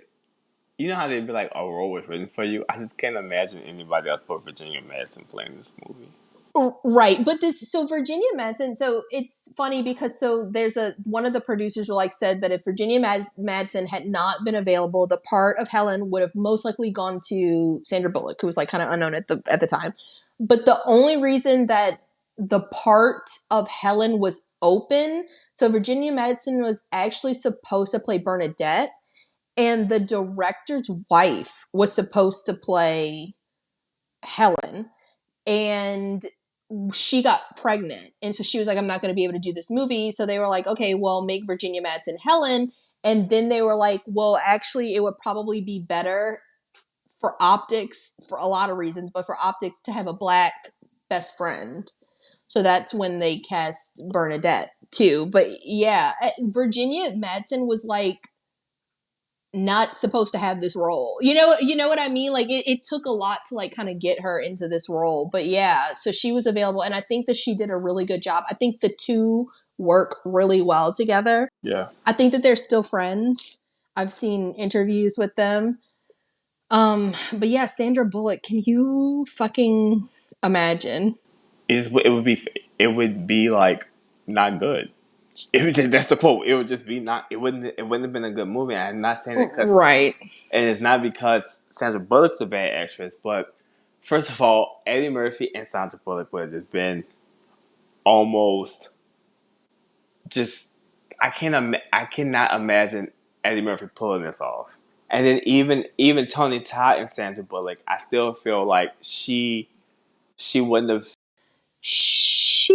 I love Sandra Bullock. Okay, I really like I just Sandra can't Bullock see her movies. doing this. I can't I imagine just her. can't see it. But I know exactly what you mean. It's like something about it. Like I'm trying to think of her at like her most Vulnerable, her romantic. most Yeah, romantic, like her most dramatic, and I just feel like I'm trying to think. I don't know. I'm thinking of like Hope, Practical Magic, no, Hope Hope. Floats. Like, Oh my god, you know my brother loved that movie. right. Hope Floats is like that's his shit. But even like Hope Floats isn't giving. She always has a air of like sarcastic. Yes, there's always like that little bit of air of sarcastic, and there's always like a little like humor to, you know what I mean? Like she's a real down the earth kind of gal. It's just that's just like she's good at playing those characters. Eddie fucking Murphy. Had they cast Eddie Murphy, so this is the thing. Additionally, Tony Todd created Candyman's look. He created Candyman's look, and he created Candyman's backstory. That was not in the script. Tony Todd actually came up with this stuff. So they probably, like, I'm just trying to imagine if Eddie Murphy had done this, he probably would have wanted to be like in a suit or something. You know what I mean? Like, I think he probably would have wanted to look really clean and like debonair, and there would have been a lot of of actual candy involved. it would have taken like I can only imagine it being silly in like some level of silly. This, I mean, I just really can't imagine at all. But he also, so like Candyman, when he's in the garage, have you noticed that he has like a hypnotic effect? Her eyes do that thing again. Right. It's a connection. She's like drawn to him. You know, Right. he keeps saying like, "Be my victim," and she doesn't know why yet. He could have just killed her, right? And made her a message, but he doesn't. So he has a special connection to her. He's like drawn to her in this way, which we'll find out more later. But he like has this hypnotic effect on Helen. He delivers this message to her. He lets her know, you know, he's very honest. He's like, you did this, and now I'm going to have to shed innocent blood. And so Helen blacks out, and next thing, she wakes up in Anne Marie's bathroom in Cabrini Green, and she's totally covered in blood. And trigger warning, pet killing. So she finds Anne Marie's pet Rottweiler decapitated. Anne Marie is screaming, and she picks up a meat cleaver that was like next to the decapitated dog, and she's trying to figure out what's going on because she's been blacked out this whole time. Anne Marie is losing her mind over her son's empty crib. She's like pulling out her hair. She is really going through it, and there's blood everywhere, like all over the walls and stuff. Helen has the cleaver. When Anne Marie sees her, she just assumes that Helen is like this crazy white woman that's come in her house, killed her dog, and she must have taken her son away because Anne Marie was fine until Helen came into her life, right? So Anne Marie's attacking her, and Helen like cleaves her arm with this meat cleaver. And I was like, geez, I feel like I didn't understand why. You could have gotten to her some other way, right? Like she's hysterical. Like she didn't have to like cleave her arm. Why she put that cleaver up? I guess because I was thinking the same thing. Like, I wonder.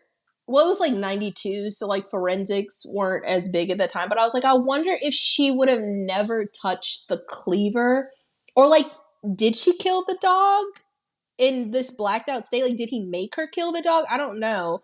Because like, if she never touched the cleaver, she could have been like, I don't know. You know, like my fingerprints aren't on it. I didn't kill the dog. I don't know what happened.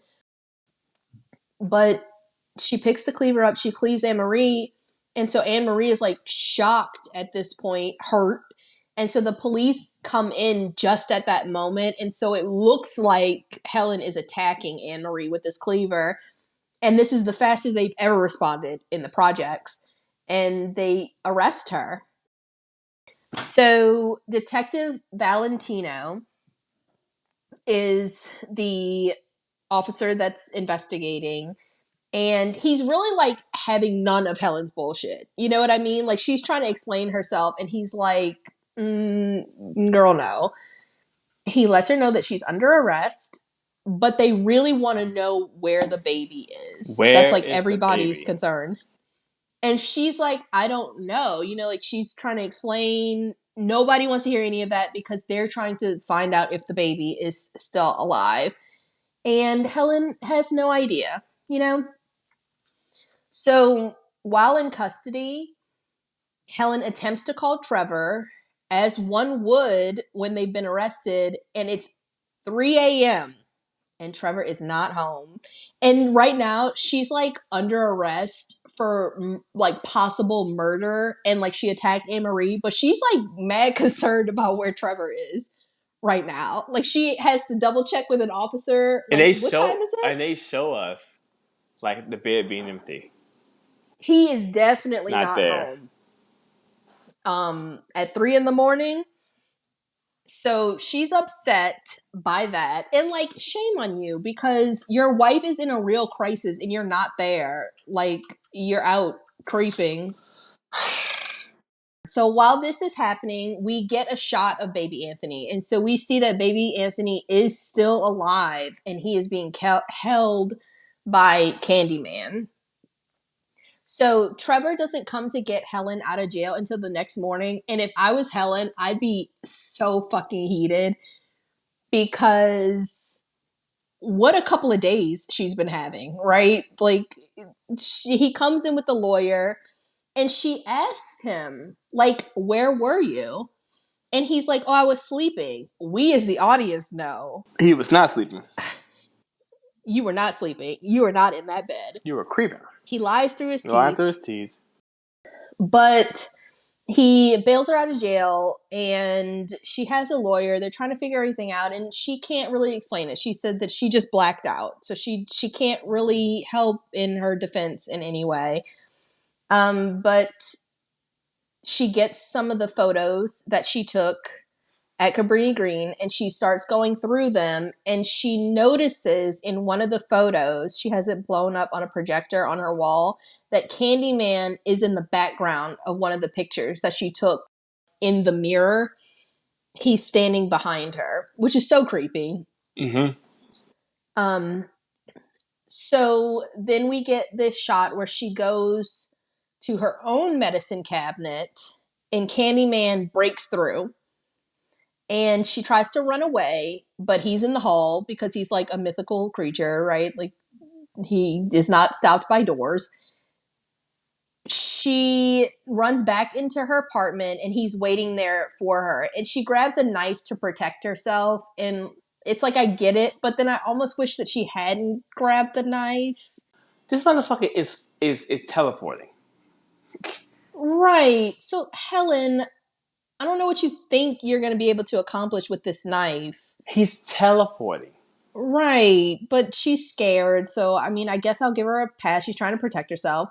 But he's there and he tells her that he has Anthony and she has to allow him to take her in Anthony's place or the baby will die.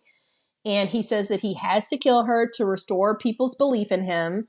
And her death will be the story that causes people to fear again. And he tells her that she can become immortal. Yes, through the stories. And he's like, honestly, he says it not thinking of this part, but he's like, why do you want to live? Yikes. He does say that to her. Girl, look at your life. I He know. walked to her apartment and was like, well, why you want to live? And I know she has, at a certain point, she starts to think, like, damn, why do I want to live? So he also cuts her with a hook. And he has like this hypnotic effect on her, right? Because he doesn't cut her that badly. Like she's not like crazy injured, but she is bleeding, and she's kind of in this dazed state. And so this is setting up Candyman's first kill of the movie. Like, how crazy is that? We're like an hour in this bitch, and this is like the first time we're gonna see him like kill somebody. But unfortunately, at this exact moment, Bernadette arrives at Helen's apartment because she is her best friend and she's bringing her flowers. And she's like, I'm going to stick beside my friend, right? Because right now her friend is accused of kidnapping a child, maybe murder. We don't know. She killed that dog. But the dog is dead. And she attacks Anne Marie in her home. Either way, Helen is in trouble, but Bernadette is there for her.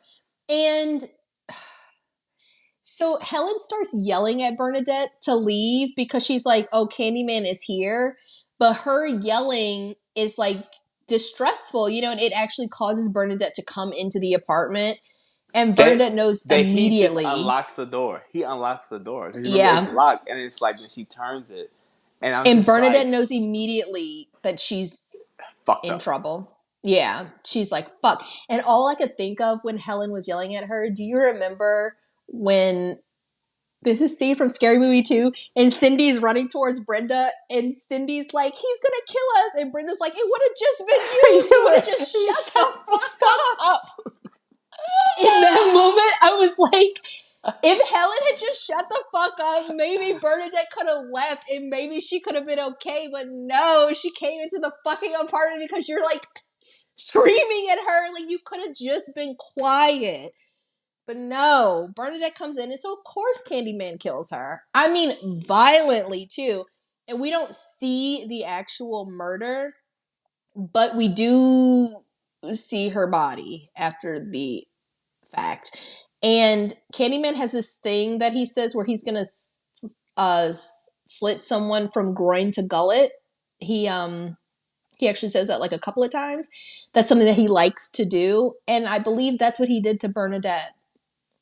I think he just like slit her open. I was just like, why is she blue? Okay. It's the worst makeup effects of a dead person I've ever seen. I guess they didn't have makeup that matched black skin, so they put on this like pale, like she was giving me like dead presidents. You know how they put that like face paint on? Paint on there? Face I was like, why is she blue? I was like, why is this the design? Why couldn't she just keep her same face but dead? I don't know why they painted her. It was so fucking bizarre. I don't know if they were trying to imply that she like changed colors out of fright or something. She looks insane. Like it was so like, I know it's supposed to be like a scene where it's really horrific, right? Because she's dead, but I was just like, I was just why like, is she this color? Why? I was like, how much time has passed? They got this goddamn body. That's the thing. It hasn't even been that long because remember, Trevor leaves the house, and I guess it's like kind of lucky that he did. Remember, he was like, I'm only going to be gone 20 minutes to pick up work from the office and bring it back home. So Trevor's not even gone that long. In this time, Bernadette's been murdered, and like the police, because Trevor walks in right after Bernadette is killed, and he finds Helen on the kitchen floor in a daze with a knife in her hand. And if he thought she was innocent before it's over for her. All right, he no longer feels that way. The way he looks at her, she's convicted. So, of course, now Helen is going to be framed for Bernadette's murder. And because Candyman's really trying to make her feel like totally hopeless, right? Right.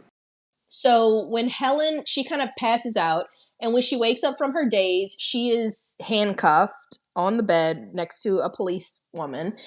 And she kind of freaks out and she runs into the living room and she's looking for Trevor, but she sees Bernadette, whose body is just like not covered. It's just there. And they're just like Detective Valento and Trevor just kind of sitting on the sofa next to her dead, uncovered body. I just thought that was super fucking strange. And she's blue. So it's just like a lot happening. But Detective Valento is there, and at this point, everyone thinks that she is a maniac. So she's committed to a psychiatric hospital, and she is strapped down to a bed. And at this point, Candyman appears to her, and he wants to kiss her. And this is where the movie is like, it starts to take a shift, right? Because up until this point, he's been like, I'm gonna have to kill you, right? Like your death. But now it's like it's very romantic, right? Like there's a certain level of romance. I was about to say it becomes like sex. Right. And the way he's talking to her, he wants to kiss her, and he doesn't really explain why, but it's just like it's a shift that kind of happens. And every time he talks to her, it kind of feels sexual. Yes.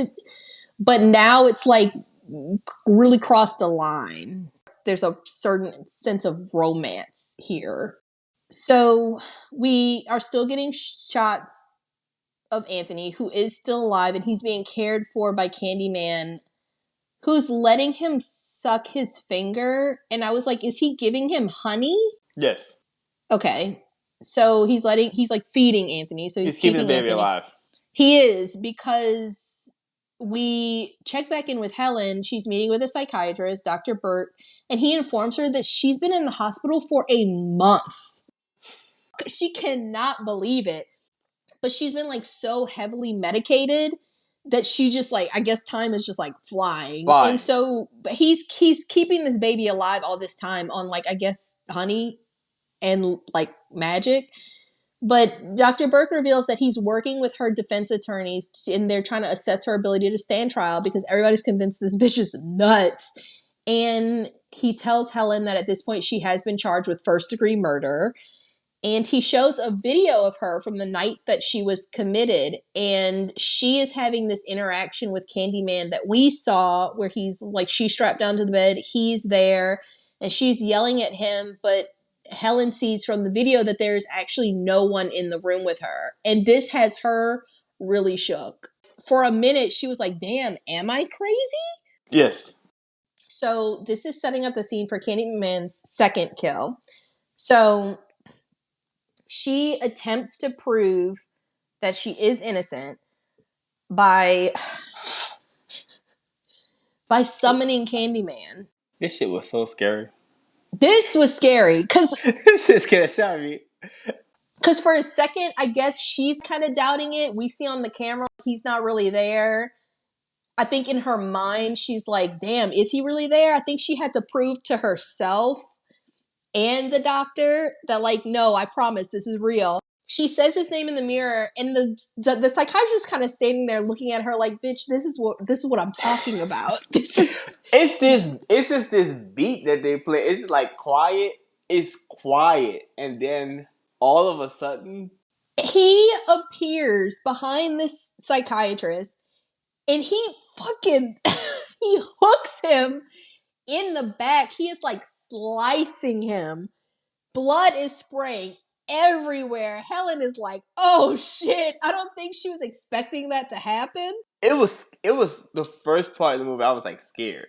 It was like what the fuck? I don't know, because for a second, I think maybe it was like, maybe he won't appear, right? Right. And then he doesn't say anything. It's like a surprise. Right. Like, it's not like he appears, they're scared, and then he goes to kill the psychiatrist. No, he appears at the same time that he's like viciously murdering the psychiatrist. I mean, it's vicious. And so at this point, I was like, damn, if only he'd kept her in her restraints, right? Well, no, he frees Helen from her restraints, which allows her to escape the hospital, but also makes her look dumb guilty because now this psychiatrist is dead. And he like flies out of the window. He's gone. He's gone from the scene of the crime. So now Helen has to also climb out of the window. She does this, steals a nurse's uniform, and she returns to her apartment. Now, y'all, it has been 1 month. Okay? It's been a month. She hasn't been convicted of anything, right? Helen returns to her apartment and she finds that not only has Trevor moved on and is now living with his student Stacy, remember that bitch from the beginning of the movie? Not only is he living with Stacy, this bitch is painting the whole condo.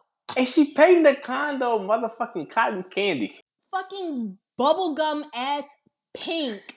The whole thing. It's not even like it's just an accent wall. She's painting the whole thing. And I love the fact that like Helen she just watched a man be murdered. She just learned that she's been in this mental institution for 1 month. She's being charged with first-degree murder. They're trying to figure out her competency. The first thing she says is, I hate the color scheme. And I was like, Helen, me fucking too. It's awful. But what I hate is immediately Stacey starts crying. This stupid bitch. You ain't built for nothing. At all. So just so we all on the same page here, you done moved in with this married man and his wife came back and you start crying. First things first. You got no fight in you. At all. Like, None. I mean, you did it. You might as well, like, stand 10 toes down on it. You know what I mean? Like, exactly. She just starts crying immediately. And she's like, Trevor! She in the corner like Freddy Krueger is coming for her. Like Lori in the closet. That's how she in the corner. I'm like, why is she crying? Why are you crying? That shouldn't be your reaction, right? But she's like, because she's a child. So Trevor comes out of the bathroom in his fucking robe. I hate him. This is my hate. I was like, he got some fucking boat shoes on. I fucking hate. I hated him the moment I saw him in that class and he was letting Stacy stand too close to him. I was like, oh, I hate him. And then he like gaslit Helen the entire movie. And he said he was home at 3 o'clock in the morning when we know that he wasn't. I never liked him. But yeah. I hate those boat shoes. Right. So when Trevor sees Helen, he's shook. Stacy's boo-hooing in a corner. And so Helen is like, Trevor, what the fuck? What were you going to do? Like, when were you going to tell me? And she's like, oh, I guess, you never thought I was coming back. So that's cool. And she has this moment where she's like very vulnerable. And she's like, you were all that I had left. And it's very sad. And while she's having this vulnerable moment, he's like inching towards the phone to call the police. But he's too pussy to do it. Stacy's too pussy to do it. So Helen just finally leaves. And so she has nothing left, right? She is at this point totally alone. Yeah.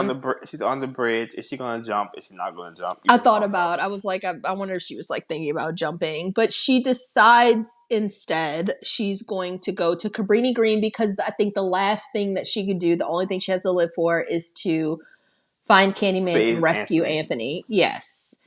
So she finds Candyman's hideout. She finds the mural on the wall that's detailing his lynching. And she finds him laying there, kind of sleeping. In this.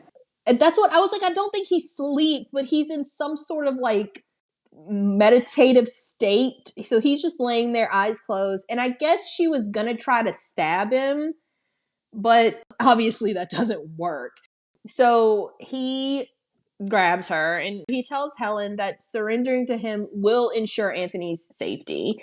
And he offers Helen immortality through their story. And at this point, Candyman opens his coat. And we know from his story that this is a part of the way that he died, right? That they put smeared honey on his chest. They put bees on his chest and he was stung to death. He opens his coat and he reveals his rib cage and it's full of bees. He opens his mouth and bees just start pouring out of his mouth. And this is like a really iconic scene. I think this is like the scene that a lot of people think of when they think of Candyman. So all these bees are pouring out of his mouth, and he goes in to kiss Helen, and she passes out again.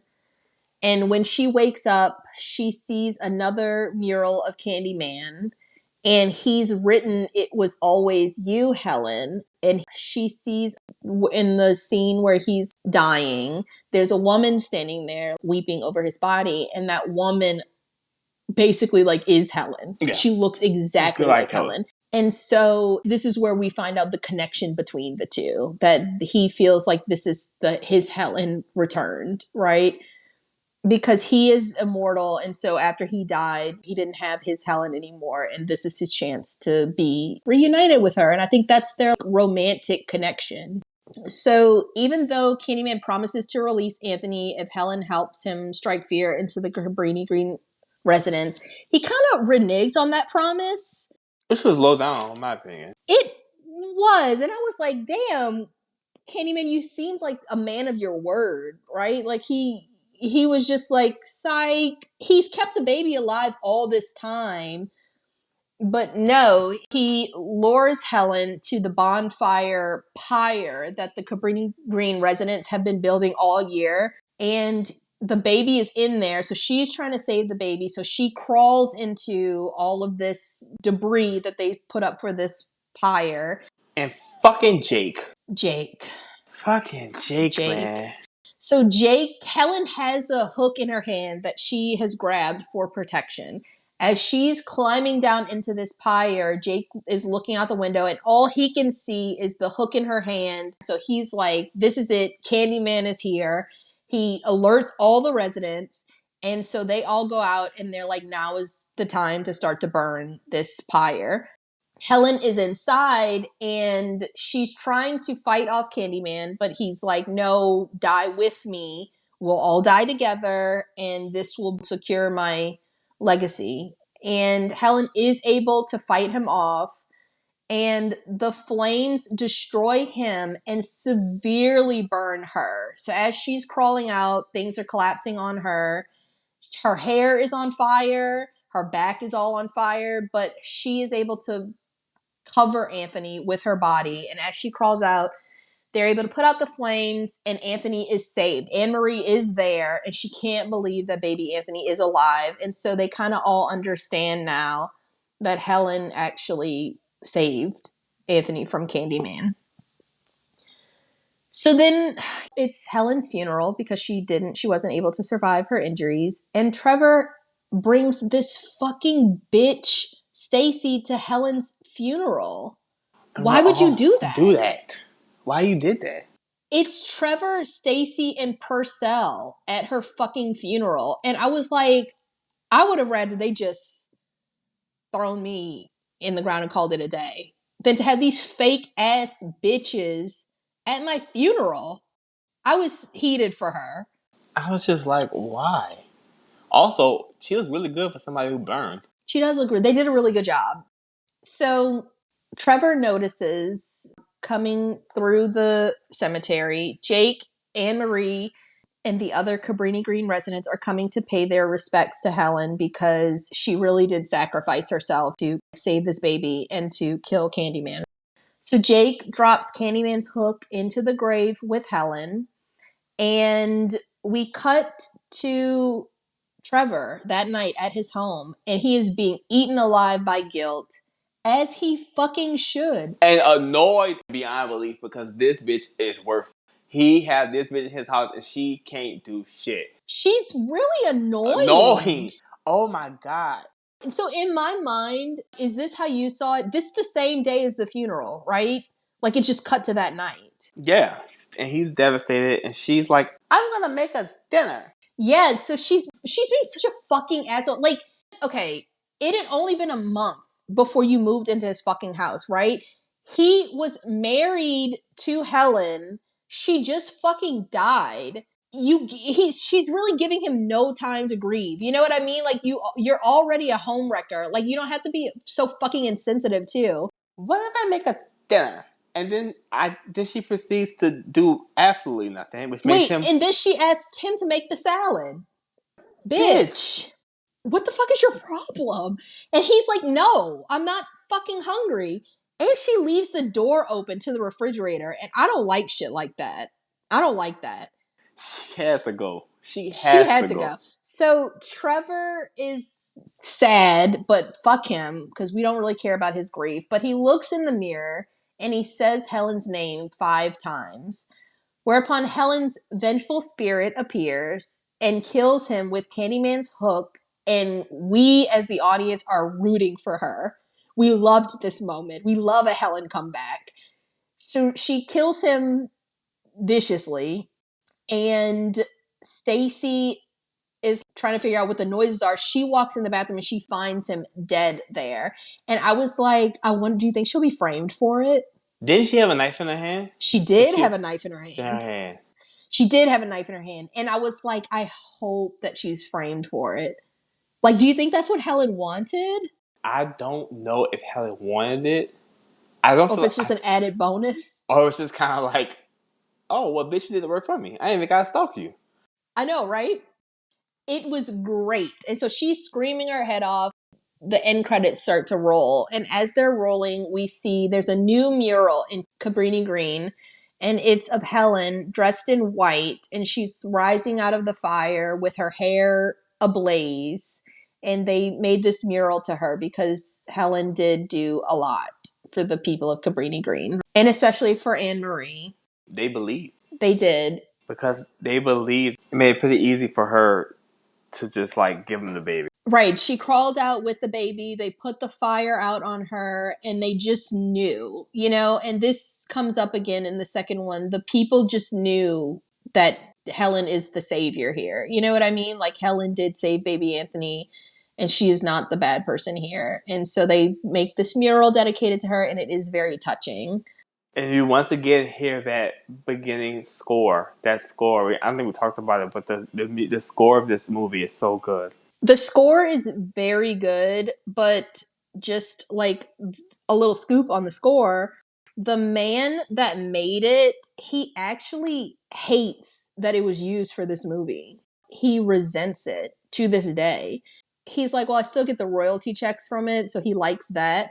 But he thought, I think maybe the director wasn't clear. The director told him, I think, that it was like going to be a romantic thing. So he's thinking that he's making the score for like Pretty Woman, but it's actually for Candyman, and he hates that it was a part of like a slasher movie, basically. Shut up, bitch. It fits really well. It's a really good score. I agree.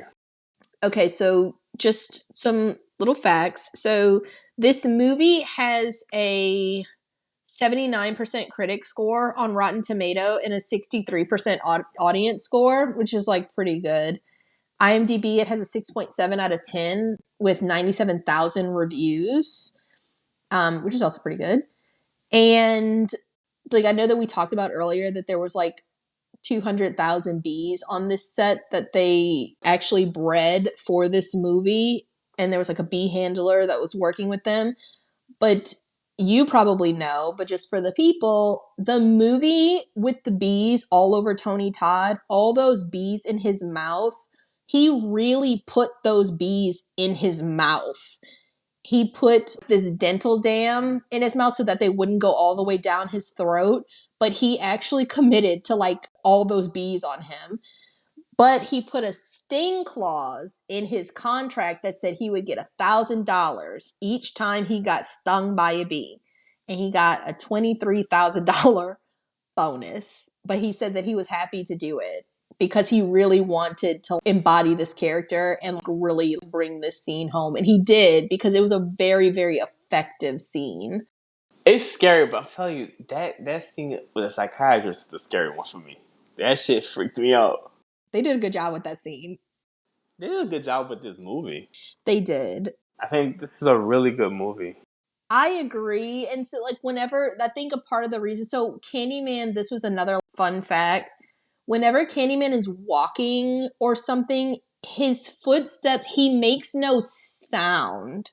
They did that on purpose. So it's signifying his status as he's like a superstition. He's a rumor. He's a myth, right? Come to life. That's probably why we don't hear anything. Like before he Ah, kills that psychiatrist, he's just there because he's able to just, he's not gonna make noise because he's not clunky. He's not really there, right? He is, but he's not. So that's how he's able to just pop up behind that psychiatrist and like hook his back open. God, that shit was so fucking wow. Yes. So another fun fact, and you're probably gonna find this funny. So around the same time of Freddy versus Jason, which was like kind of like it was a successful like campy horror movie. So it inspired plans. They were trying to make like a multiverse of this, and they wanted to do a crossover film with Candyman versus Leprechaun. And Tony Todd said, "I will never be involved in something like that." And that's a direct quote. He said, "Absolutely not." He rejected that immediately. That sounds so stupid. That sounds stupid on so many levels. Yes. First of all, Leprechaun is a franchise. You know, I think we were talking about it. Just like you have tiers of franchises. Like you have the top tier franchises, and you have like the bottom tier and the middle tier. And I just can't decide. I think Leprechaun is in the bottom. I think that that's not a controversial take. I think Leprechaun is definitely like a bottom of the barrel franchise.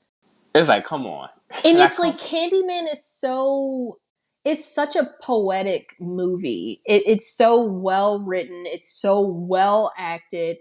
With Leprechaun, who thought of that? Freddy and Jason are like about the same. about what and what.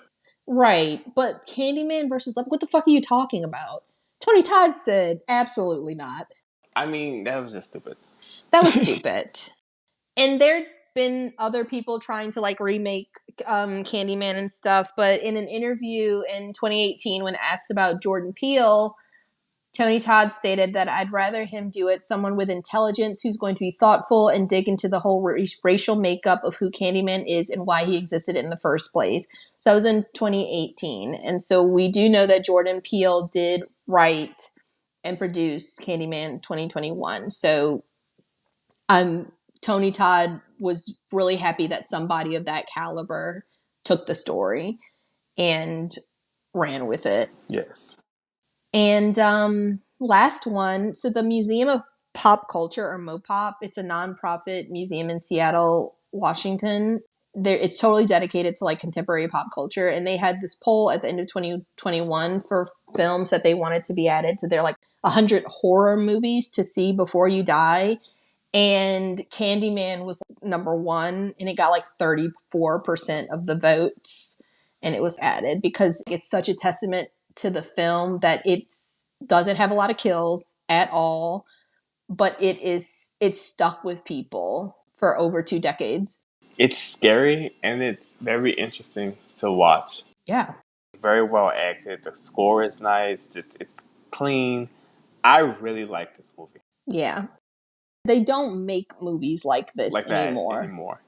It's a really good, really original, just very scary, but like a slow burn type movie. I mean, it's just like, it's so well done. So I guess hit or miss. I think it's pretty clear. This is a movie you should watch. This is the kind of movie you want to have physical media of. I know it goes back and forth through streaming services. This is one you want to have in your possession. I agree. You know? Outside of being a horror movie, it's a very smart movie. I agree. And if you're a fan of horror, I think it's just like it's just a shame not to see it, right? Right. So I guess that is it. That is it for this episode. Yes, but we will be doing an episode on the requel, Candyman 2021. So stay tuned for that. And if people really wanted to, we might do the sequels. The 2 Yeah, and the 3. we can. But I think that these two go together very well. Hand in hand. Yes. So we have an Instagram, we have a Facebook, and you can find us It's Did You Get That on Film? We do have the YouTube channel as well. Did You Get That on Film? Please like, subscribe. So yeah, I guess that's it. So All right. Thank you for listening. Bye-bye. bye.